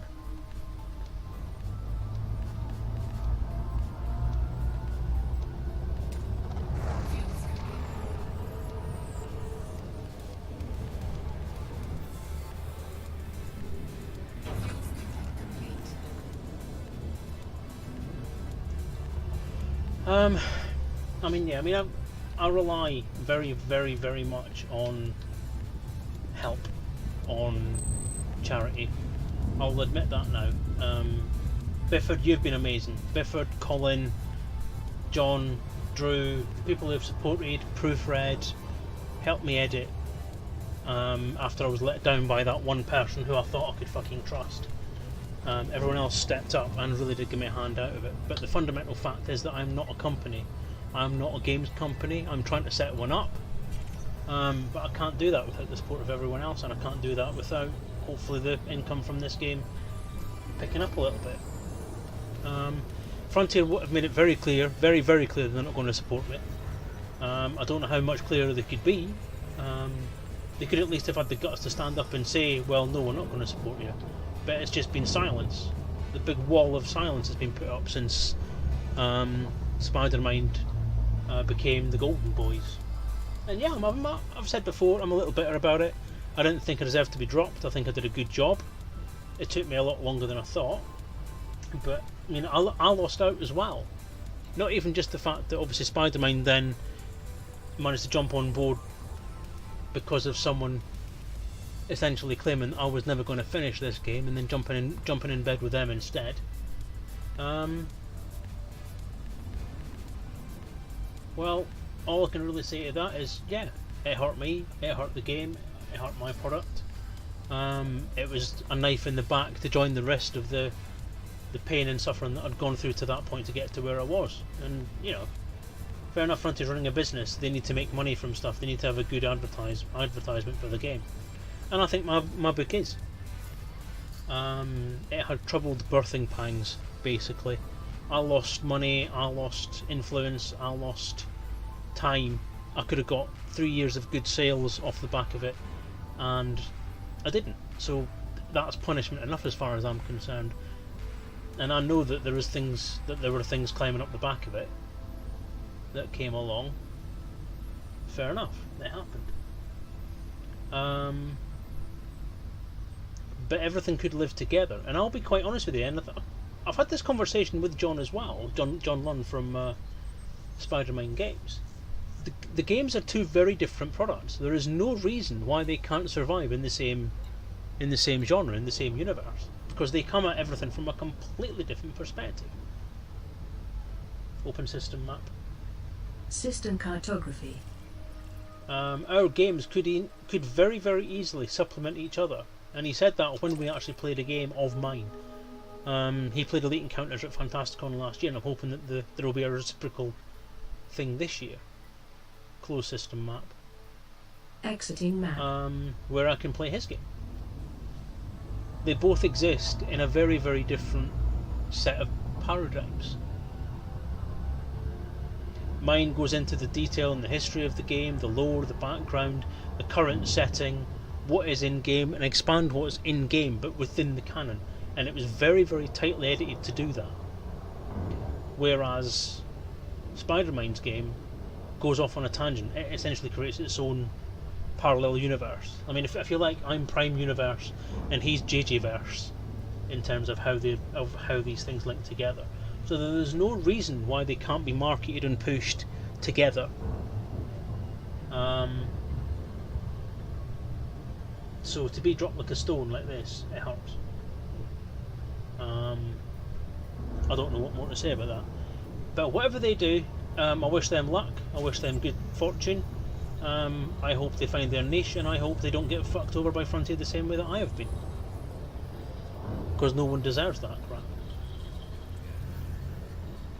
And if anyone from Frontier's listening to this, or watches this, or whatever, then, you know, if you don't agree with what I'm saying, then by all means get in touch, because any contact from you at this point would be a fucking relief. At least it would prove to me that you do know I still actually exist. And I've not just been washed under the carpet like the last bit of shit that came out of Braben's arse. Not that he brushes his shit under the carpet. That's far too many mixed metaphors there.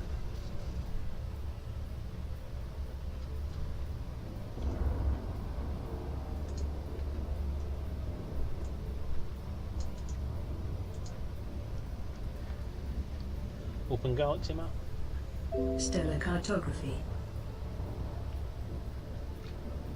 Open galaxy map. Galaxy map.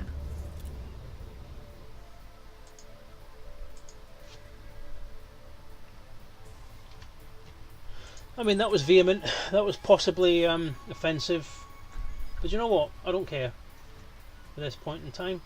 Frontier, you got a problem with me saying that? Send me an email, talk to me, speak to me for a change. Close galaxy map. Closing map. I love the games you do. I've just bought myself a copy of Jurassic World. I love me some Planet Frontier, some Planet Coaster, sorry. It's fun, it's relaxing, and I still love this game. Doesn't matter how much crap has gone off in the background, exploring in this game is still relaxing and fun, and that's why I enjoy it. But I do have some bad eggs about the way I've been treated. And I join the illustrious halls of people like Ian Bell, Acornsoft, anyone else who's maybe crossed paths with the Frontier machine. So I'm in good company, so it's not just me. But I did worry that stuff like this would happen. Here we go, I have them, GM them, STA, single. Put the EDRPG you're lacking in a multitude of people to spread the workload onto in between. Yep.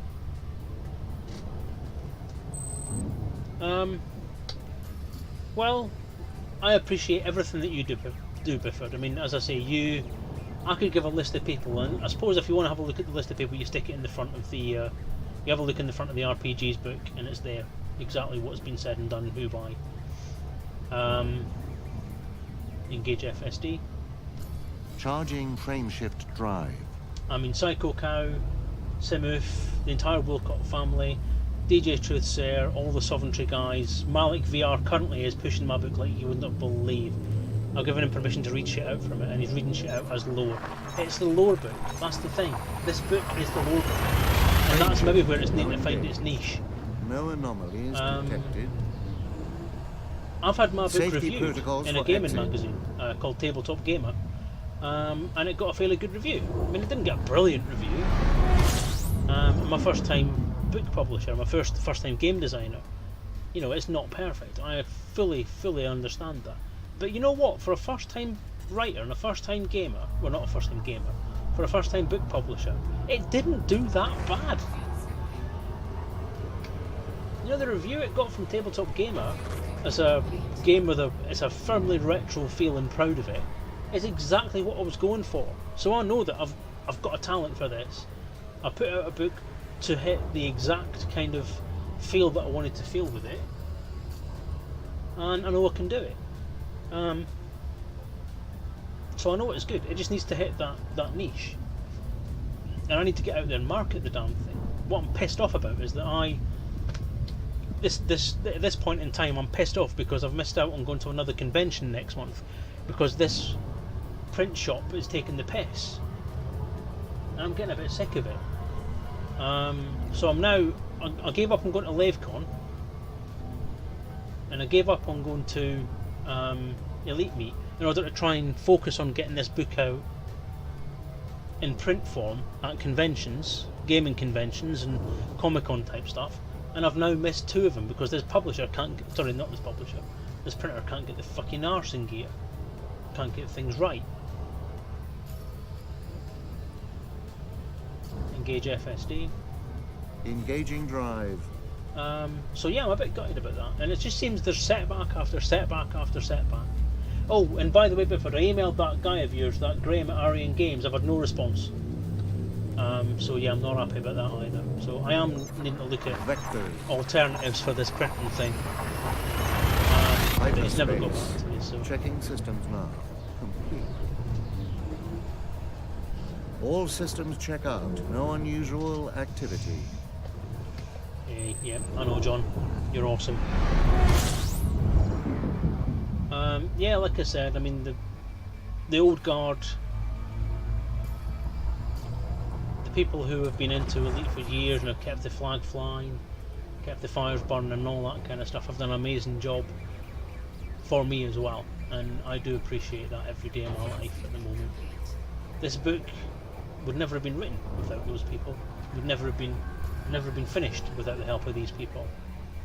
And yeah, it's there. You know what? It's there. It's out. It's done. I'm proud of it.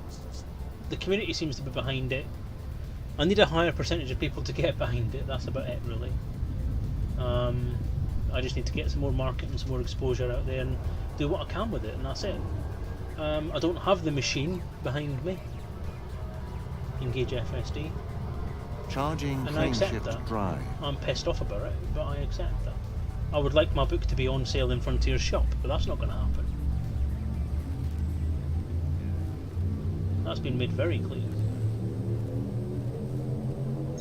Jumping to next system. I mean, I know that Frameshift drive engaged. there are parts of my interactions with Frontier that I am very, very sceptical about Exiting over now. the last couple of years, and whatever's happened has happened, right? I said thank you to Michael Brooks as much as I could, and I said thank you to Janesta as much as I could, because even though some things were going off in the background that I don't know about, they did at least keep in touch and at least respond to me when I spoke to them. Now that they've moved on to do different things or go different places, nobody wants to know about the fucking whiny Scotsman. Scan the system. Oh, Jerry, don't let's ask for the moon. We have the stars.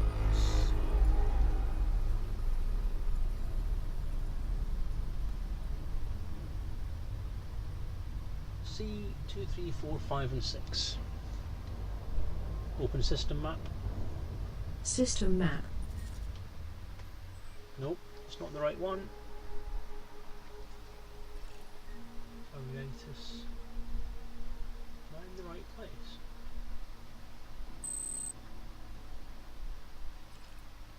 No, I'm not. Close system map. Leaving map.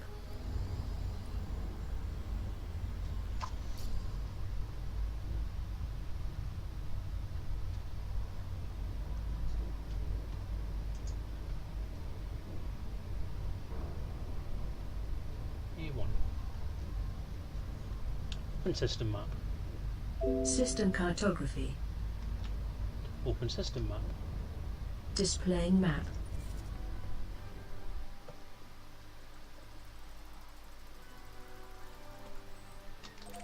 Close system map. Exiting map.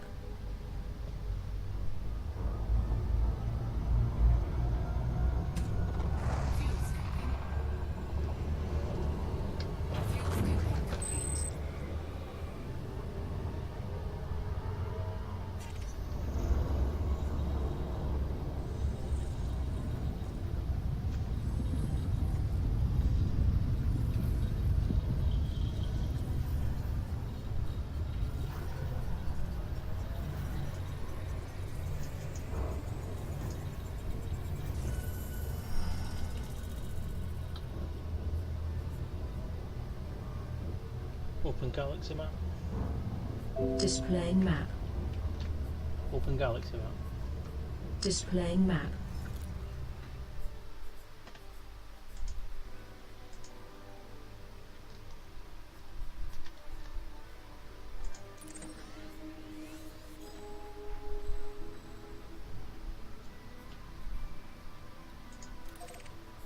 Close galaxy map. Exiting map.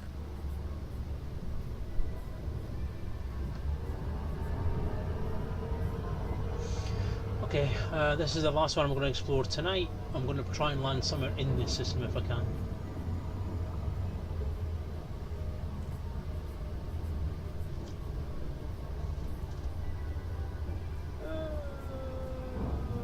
It's not a very good reply. Yep, admin at ariangames.com is exactly what I sent.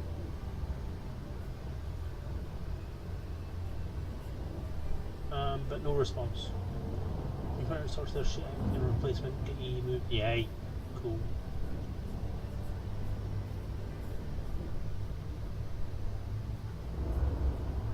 Yeah, Michael Brooks warned you as best he could to push on with EE.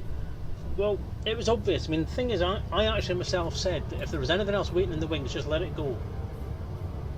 Because mine would come out, I just could not guarantee that I was going to hit the deadline that he'd met, that they'd set at that point. And I didn't. I was a year later than that point. If I'd got it out at that point, I'd have been fine. And they did stretch it out. I mean, they did do their best to try and let me at least meet the contract, but I think they only did that because they had to through their own contract. Their contract said that they had to make sure they supported me in getting it out, and that I was given a fair chance.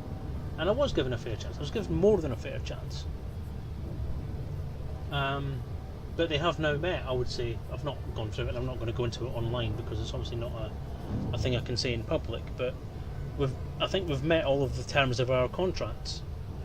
So they're under no obligation to help me with it. They never said in the contract they would help me publish. They never said in the contract they would help me put things on their websites. They never said in the contract that they would help me with marketing no matter what. They said they would market it at the launch event. Nothing else. You know, it's what it is. You know, I dropped my own ball. I can't really fault them for that aspect of it. But you would think that, I suppose part of me is kind of saying that you would think that given the amount of interaction we had, the fact that this is something pushing their product and marketing their product for them, it's an expansion to their product in a sense, and that they have always been, they want to come across as being a company that helps the community, and at that point in time did. Whereas now it's not as positive for them. It's not as positive for me. It's tricky, isn't it? No obligation to be nice, pretty much. Bifford, sorry, total cost to me. Yeah, but see, ring bound or spiral bound or whatever is fine. It's lovely, but it's designed to be looked at, edge to edge printed, with lovely glossy cover. That's how. And I'll tell you this. I mean, the copies I've got, the samples I've got, other than the imperfections, are stunning. I mean, if the detail was just right, if the edges weren't a problem, if there weren't damages on the cover, if the colour depth on a few of the copies wasn't as bad as it was, if the consistency was there, it's a beautiful book and it's a beautiful job of printing. There's just cutting problems, and it's a shame. And I'm really hoping we can get it sorted, because it's a beautiful book. I mean, if you see a copy of it, you will be stunned. It is gorgeous. When it's a real orderable physical edition, move to the front page of my writer's group bookshelf.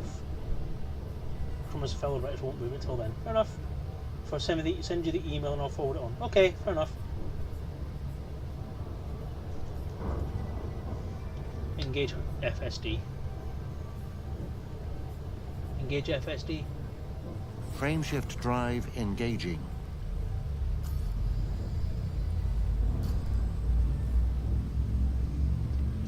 I've vented again. It's a shame Drew's not here, actually. And again, I've vented at Frontier, and I keep meaning not to do that because it doesn't make the situation any better. Maximum velocity engaged.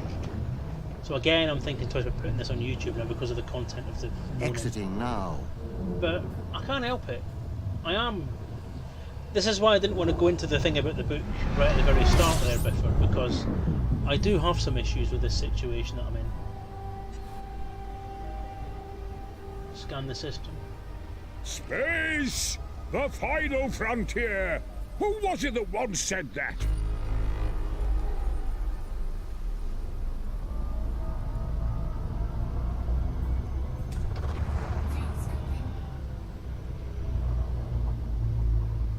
Open system map. System map. This is C5, C2 through 6. 1, 2, 3.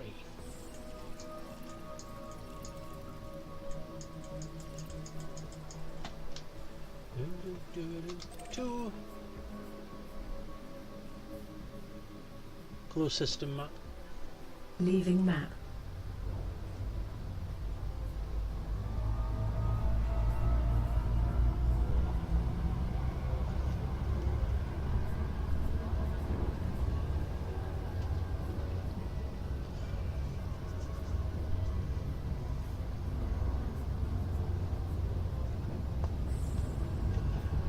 No, it just always seems at a minute. I mean, this print job just seems to always have one thing, one problem, and it's not consistent. There's one problem every single time I get a print run through or a sample sent across. This one has got exactly one problem. Actually, maybe two problems thinking about it. The cover hasn't been bound properly.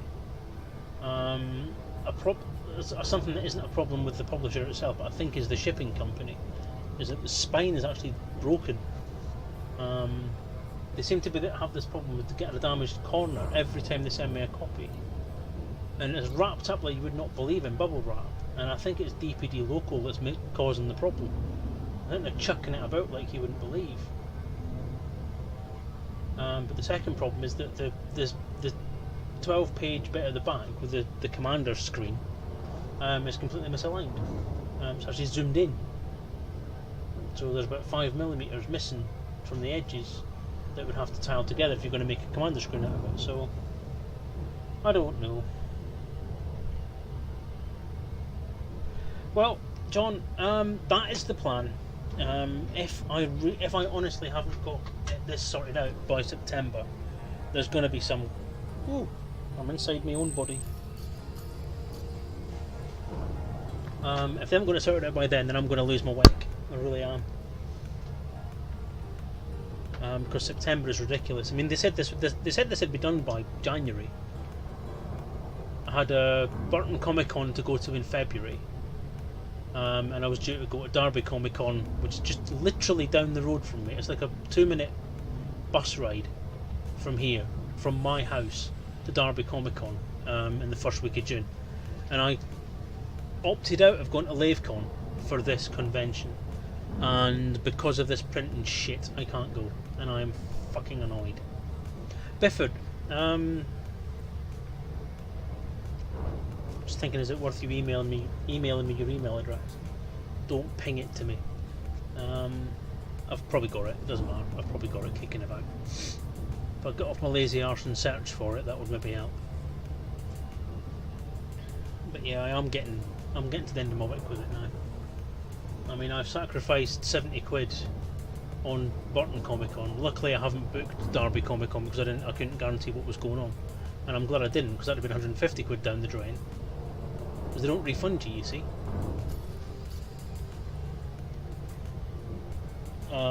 So I'm sick of chasing it, and the thing is, I've spent so much time editing, modifying, dealing with things, checking, proofreading, taking photos, discussing things with this guy over at the print place, and just trying to get things sorted out. I've wasted all that time that I could have been getting other bits of it done.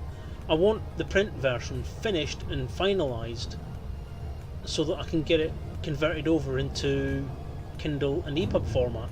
That's fell way behind. And then I've got the rest of the stuff. I wanted to get starter kit sorted out and put onto drive-through RPG, and it's just ridiculous. It's absolutely ridiculous. I'm also going to, if I want to get personal about things at the moment, just for a brief second, there's quite a lot going on at the minute. My wife is currently going through a hell of a difficult situation in terms of pain management because they've taken her off her painkillers. The only painkiller she now gets apparently is some kind of anti-inflammatory. She doesn't have any other painkilling medication. She was on Nefapam and all that kind of stuff. She's on a buprenorphine patch, which is morphine patch. But that, with fibromyalgia, every single bit of analgesic medication that you're on, kind of all it does is take the edge off, make the pain less. It doesn't get rid of it at all. She's been taking paracetamol to the extent where it could damage her liver.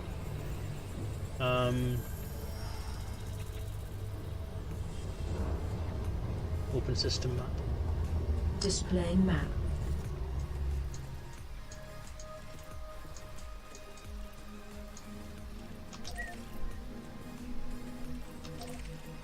Close system map. Closing map. And they took her off these painkillers, so she's now struggling. Since I had that flu virus and chest infection a few weeks ago, February, March time I think it was, I've been left with some kind of pain thing going on as well, so I can barely walk at the moment. I'm actually walking with a cane, which I haven't done for a long while. The last time I actually walked with a cane properly was the second LaveCon, the one that was at the Kettering Conference Centre. That was the first real time I walked with a cane. I've not really had to walk with a cane since then. I had to walk with a cane when I was in India because distances and huge buildings to walk around, and my knee wouldn't put up with it. But now I'm walking with this cane all the time, and I haven't done that before. It's kind of on and off, and I'm now on painkilling gels, so I'm struggling with pain as well now, which is fucking ridiculous. And it doesn't help when you're trying to help someone else walk when you can't walk your bloody self. So it's all gone to shit, basically. Oh god, it's turned into a moaning session. Jesus Christ, no.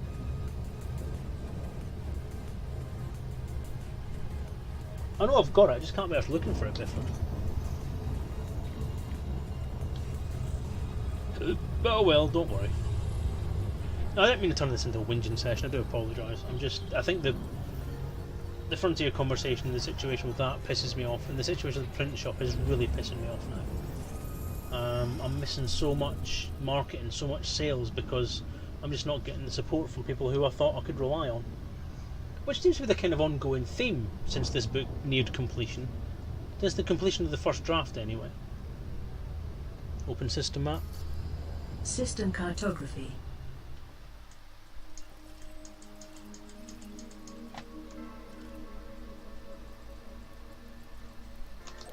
Closed system map. Exiting map.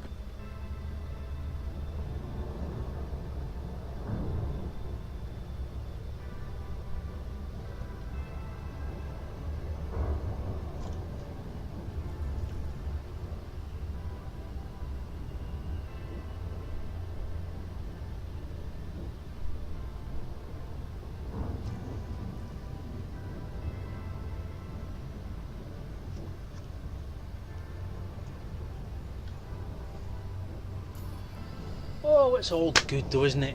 We have to laugh.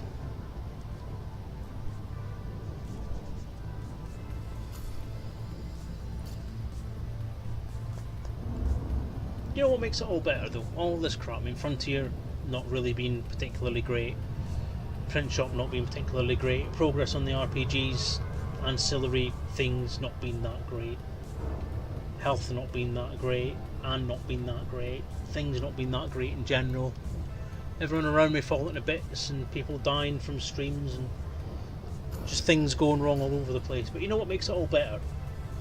It's when your granddad turns around to you and say, "Grandalf, you're the best granddad ever."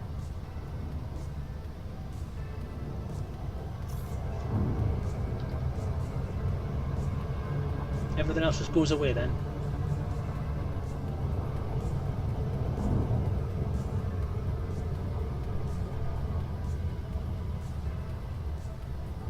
Yeah, I'm always for him, Dad, and I'm proud of it. I don't care.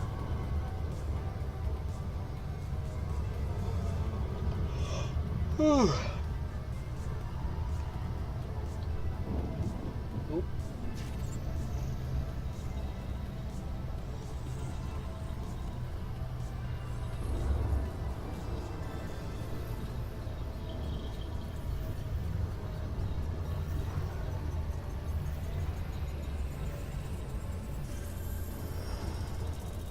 Open system map. System map.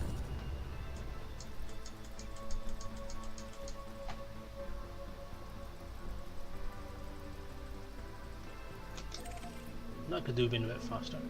Close system map. Leaving map.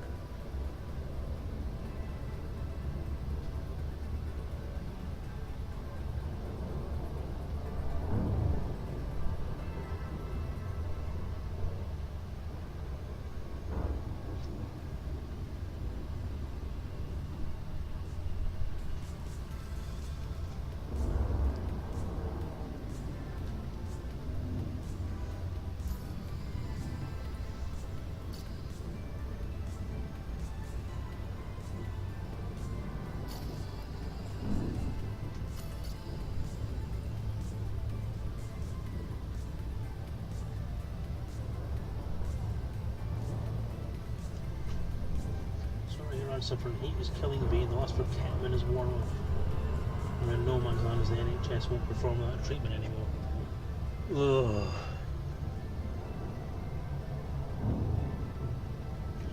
Just typical NHS. It's like it's geared to make people suffer nowadays. We want to cut money, we want to cut costs, so nobody can get the treatments they need.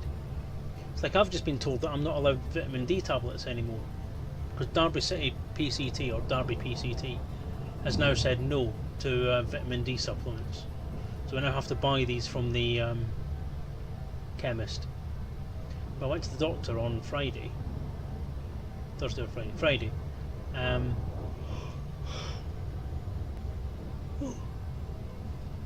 I was actually going to see about this pain, see if there's anything they can do about it, or try and find out what's causing it and try and stop it. And they said, "Have you had a sleep study done?" I said, "No." I said, "Well, we'll do some blood tests and we'll do that." Crap.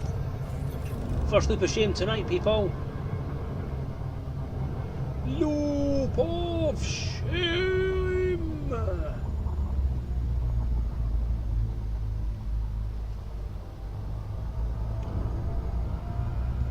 Yeah, so she said she's going to send me for a sleep study, or do a sleep study, tiredness study, I don't know where it is, something like that, tiredness scan or whatever, and see if they can get to the bottom of that. And she said, "Are you on any supplement? Are you on any vitamin D supplements?" And I said, "Yes, but I've just been told I'm not allowed to. I'm not getting them anymore." And she went, "Are you vitamin D deficient?" And I said, "Well, I don't know. I was told to take the vitamin D tablets, so I assume I was vitamin D deficient." And said, "Well, we'll wait and let's see what these tests comes back as, and we'll see if we can get you back on them again." So it's like if you're on them for one reason, you're not meant to be taking them. If you are meant to, if you're on them for a different reason, then you can't take them anymore. Or is it just because what they're trying to do is try and weed out all the people who are not supposed to be taking them? Because essentially, people are taking them because they've been given them once, and they want to keep taking them and keep taking them. So now they want to get people in to start taking tests. Get off.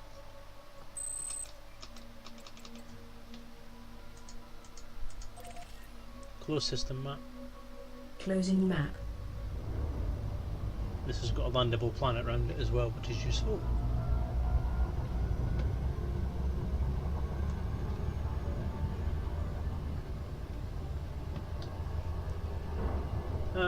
So what it's all about? I mean, I know Nephapam apparently has been withdrawn completely, so I don't know what's going on there. So it's just people want to muck about with your tablets and muck about with your medication. Anne got put on her medications through a pain clinic, and since then the surgery has just screwed her around and screwed her around and screwed her around, changed everything she's taken, just for the sake of it, just to try and save money. And every now and again you get this thing, "Oh, we're going to try and take you off these patches now and give you oral morphine." Well, no, because oral morphine gives you a certain amount of pain-killing ability for a certain amount of the day, whereas the slow-release patches give you it through the entire day at a very, very small dose, which is all you need. So you're mucking about with the balance, and then all the stuff that was there was meant to balance off that and do certain things in certain ways without contradicting each other bits of medication. But no, I'm a general practitioner who's locuming for someone. That's all it is around our place at the minute. It's locums. Nobody really has a clue who you are. Nobody has a clue how your history goes. Nobody wants to sit there and read through 15 pages of shit about your medical history. So they just make it up as they go along. Just say, "Oh, well, what I'll do is I'll take this away and I'll give you that." Well, wait a minute, does that not contradict this? Yeah, but we'll give you this other tablet to counteract that side effect, and then you'll be fine. And then your body starts to break down, your liver starts to melt, and your kidneys fall out, and your spleen just comes out of your nose, and you're fucked, because the GPs haven't got a fucking clue. They're not specialists. They're there to diagnose and forward you on to somebody who does actually care, or does actually have an ounce of ability in their fucking body. I'm sick and tired of GPs and fucking doctor surgeries fucking you around because all they want to do is make a bit of money nowadays. Nobody has any job satisfaction in the NHS. Nobody cares about anybody else. I remember the days back when I was a lad when a GP was actually there to help you and actually had an idea who you were. And up until the last 5 years that was the case around here as well. The doctors we had at our surgery were brilliant. Dr. Cox and Dr. Francis were people who would sit down, listen to what you had to say, check through your record before you walked in the room, not limit you to a 10-minute bloody appointment where you can talk about one damn thing.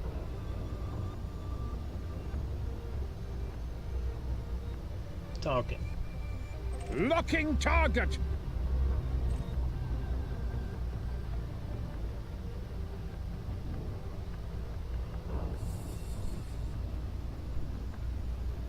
Target. Lock target.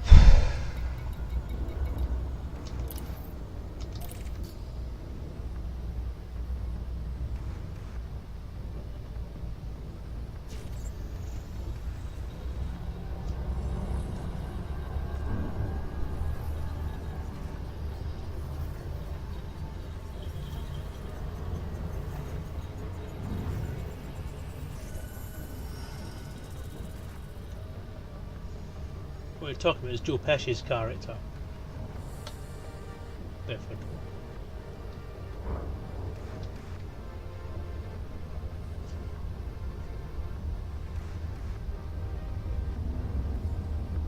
They fuck you at the drive-through.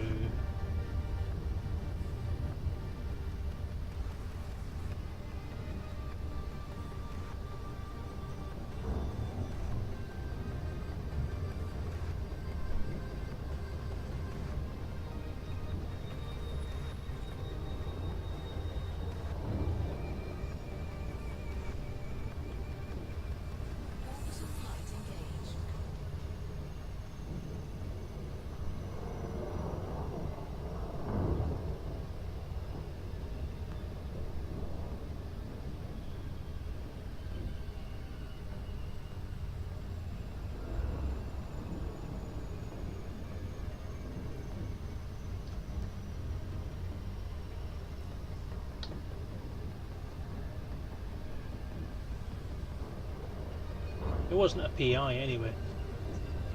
Not when you first meet him in Lethal Weapon 3. He's in witness protection or something.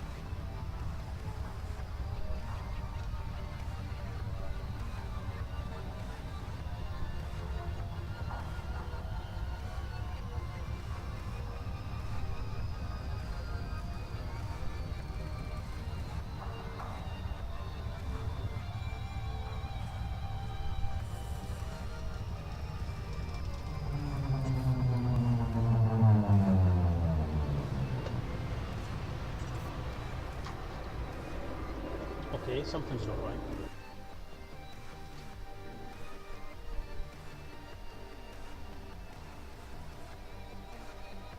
Okay, the Oculus Rift is disconnected.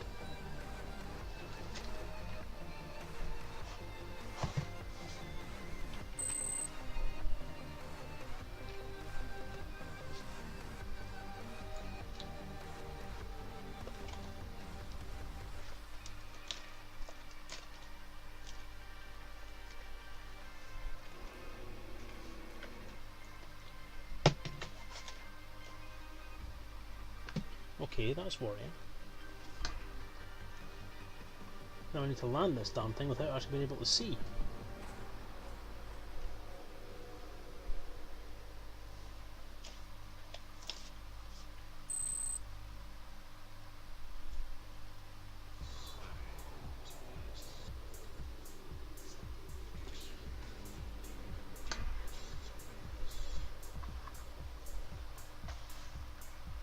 Okay, how the hell am I going to do this?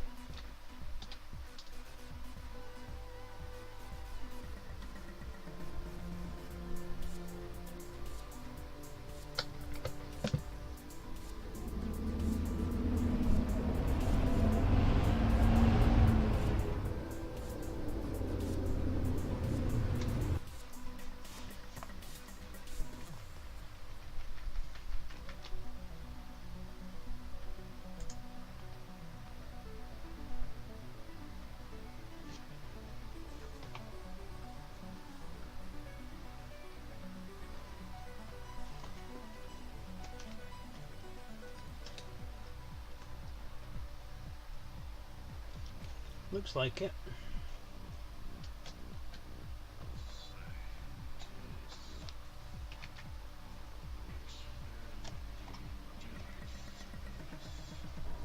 We'll try something.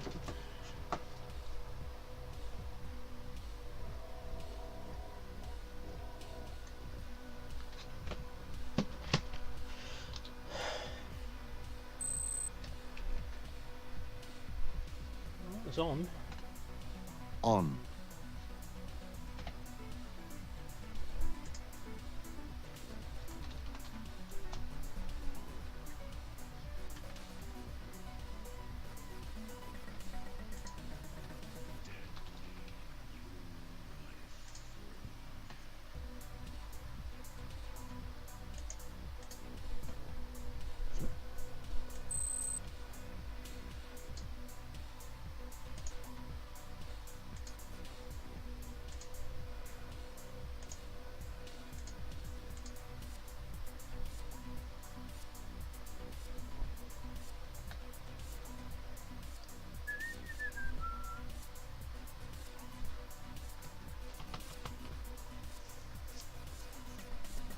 Almost made it to the end of the stream. Commander Harvey, hello! Can you unplug the rift and plug it back in again? I probably could.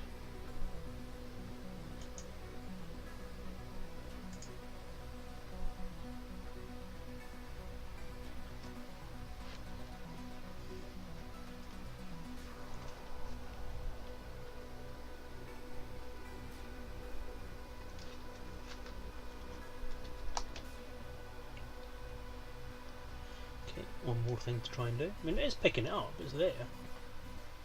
Just need to start working this application so that it can link back into the game again.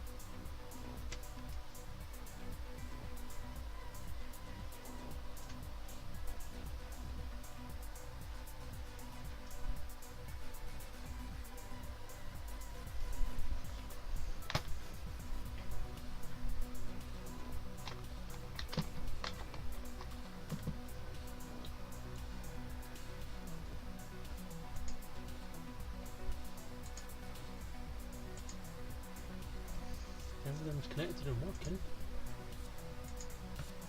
Uplift is on.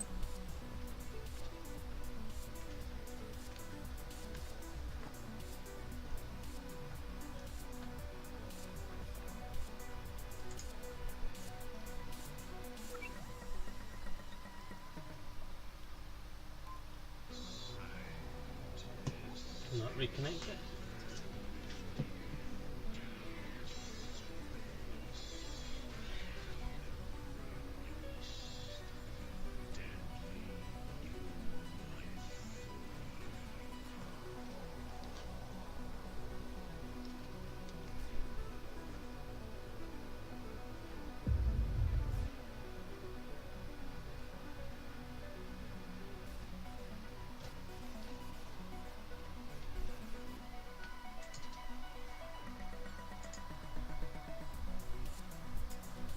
Goodbye.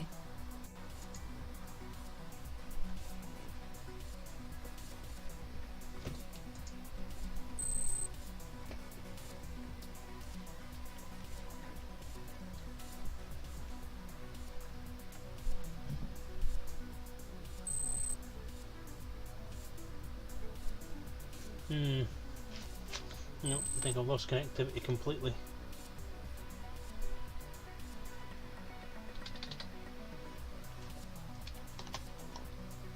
May have to hard reset this. Commander Harvey, I am doing very well, thank you very much, sir. I was going to say the same about my game.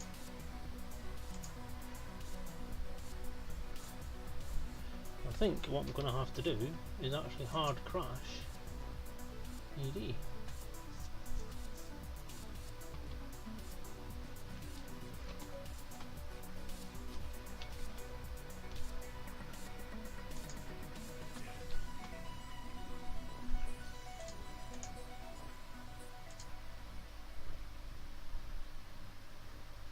No, nothing in the HMD. I don't know what's going on with it. I think it may potentially have overheated. It getting this kind of weird little beep off it the last little while. The headset seems very loose.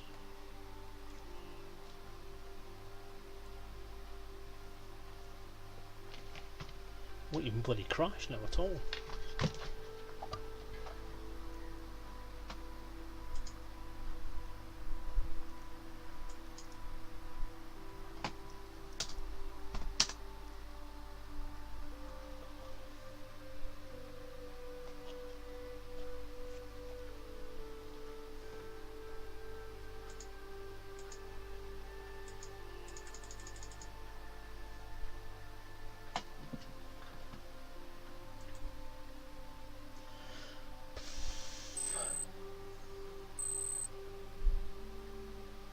What is that?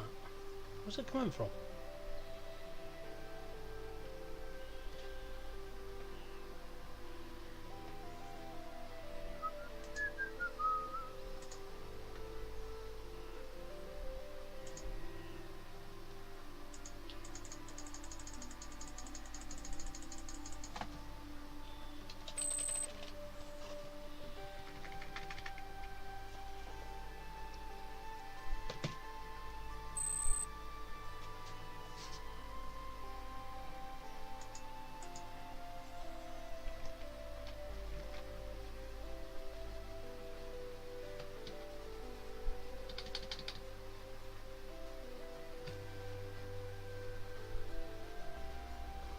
Okay, old-fashioned way.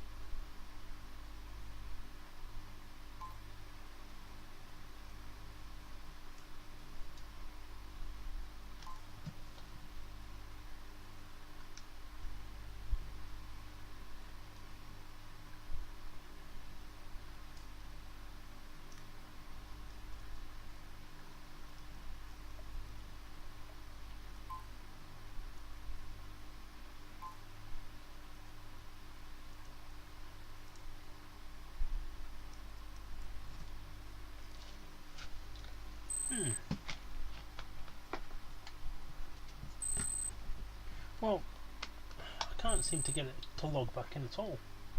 I switched it off, switched it on again, unplugged it. I've now got that screen coming up, but I can't click on anything.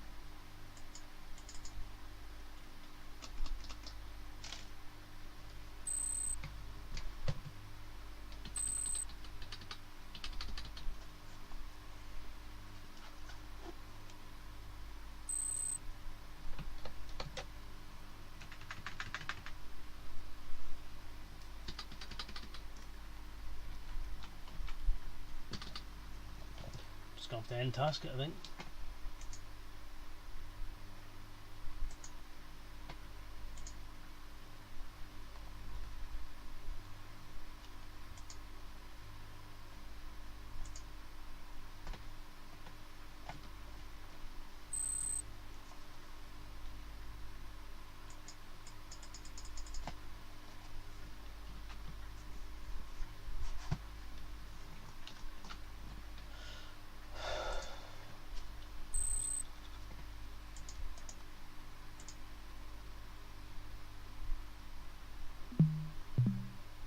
Vector. Warning.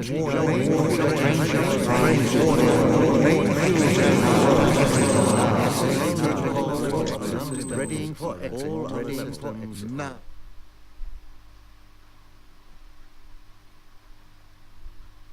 Interesting. Well, go to bed, Bifford. No one's asking you to stay. You're a lovely guy and all, but holy crap, you're so needy.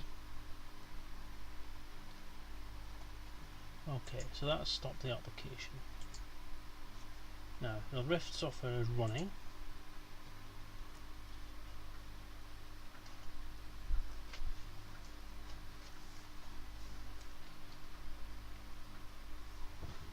Let's see where that dumps us.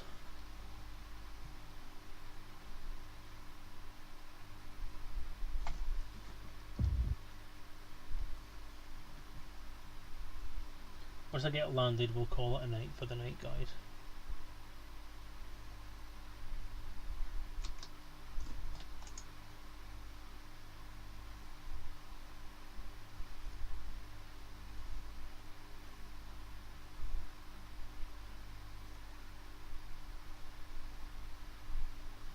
Still a bit low.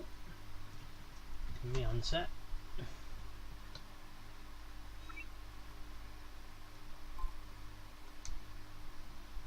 Go. That's better.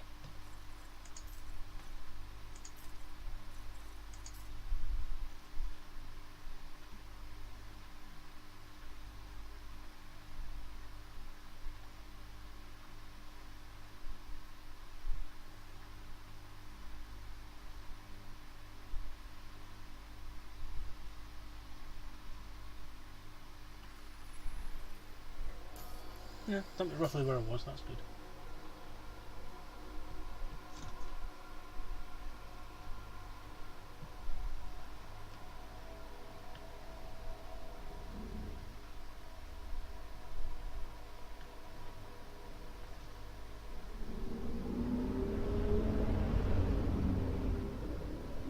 Actually, more or less exactly where it was. That's pretty good.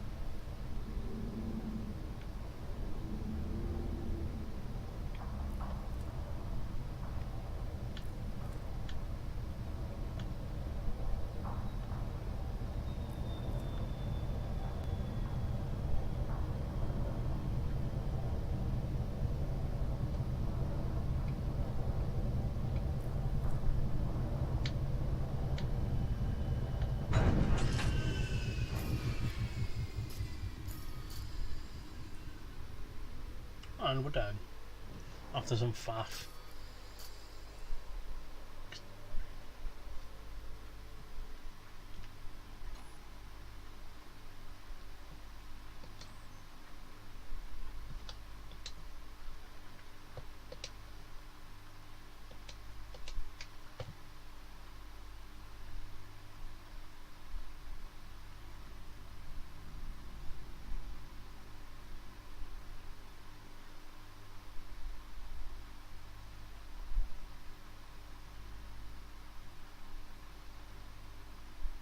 There's the ship you all wanted to have a look at. Here it is in some lovely bright light.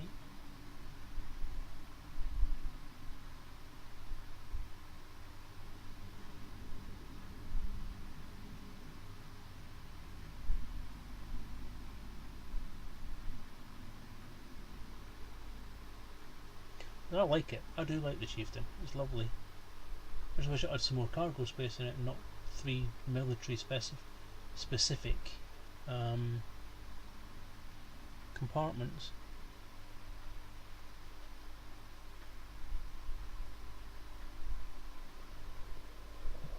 That is a lovely ship. Take a photo. It's not switched on, is it?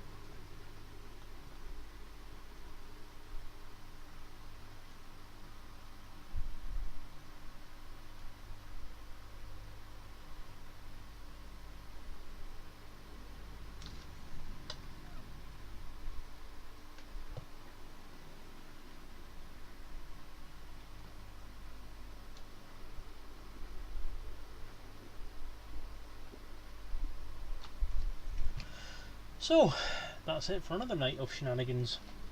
Oh.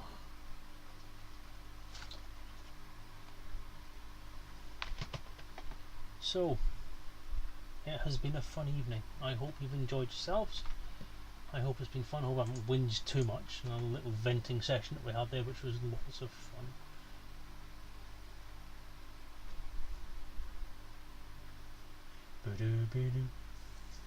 Looks like a frog it's flying as well. So, thank you all for watching this evening. It's been lovely. It's been a fun stream. I am really enjoying VR. It's good to be back on the road to riches. I want to find some way of getting stuff on the screen, because this moving the thing and trying to read 2 different screens worth of stuff is going to have to be changed. So it's not great. But as usual, thanks to Bifford and John and everyone for popping on. It's been great to see you all. Ooh. I am to the point now where it's time to go to bed, I think. So I'm going to call it a night. The plan at the moment is to be on Sunday for the RPG. Hope you enjoyed yourself. I hope you all enjoyed yourselves, because are you all still watching, John, or is it just you left now? Yeah, we're back on Friday Sunday for the RPG. So that's I think 3 PM UK time and 10 AM Eastern Standard Time. So you can do your conversions from there. But that's the plan anyway. The Chaos Dispenser, hopefully DJ's Truthsayer, other buttons, Malik VR, all that kind of stuff. Hopefully we should all be on. If not, then we'll try and tell you. I was meant to tell you last week that we couldn't make it. But I completely forgot. Just such a busy day yesterday. But yeah, keep an eye, and if you haven't heard anything by Saturday evening, then if you need to know, then ping me. If you don't hear anything, generally the chances are good that we're on. This week was actually generally cancelled anyway. I mean, I cancelled because I had the grandkids round. Chaos was meant to be on, but he didn't have any internet in the place he was staying on his holidays, so he had to stop. But yeah, we should be on this week. If not, then I'll be around on Monday as normal for Dangerous Monday. Not Mondays, Monday. Dangerous Monday. One at a time. If you don't know what that means, then wait till the video's uploaded and look at the first 5 minutes of it. So, take care everyone. Have a great week and take care of yourselves. All the best.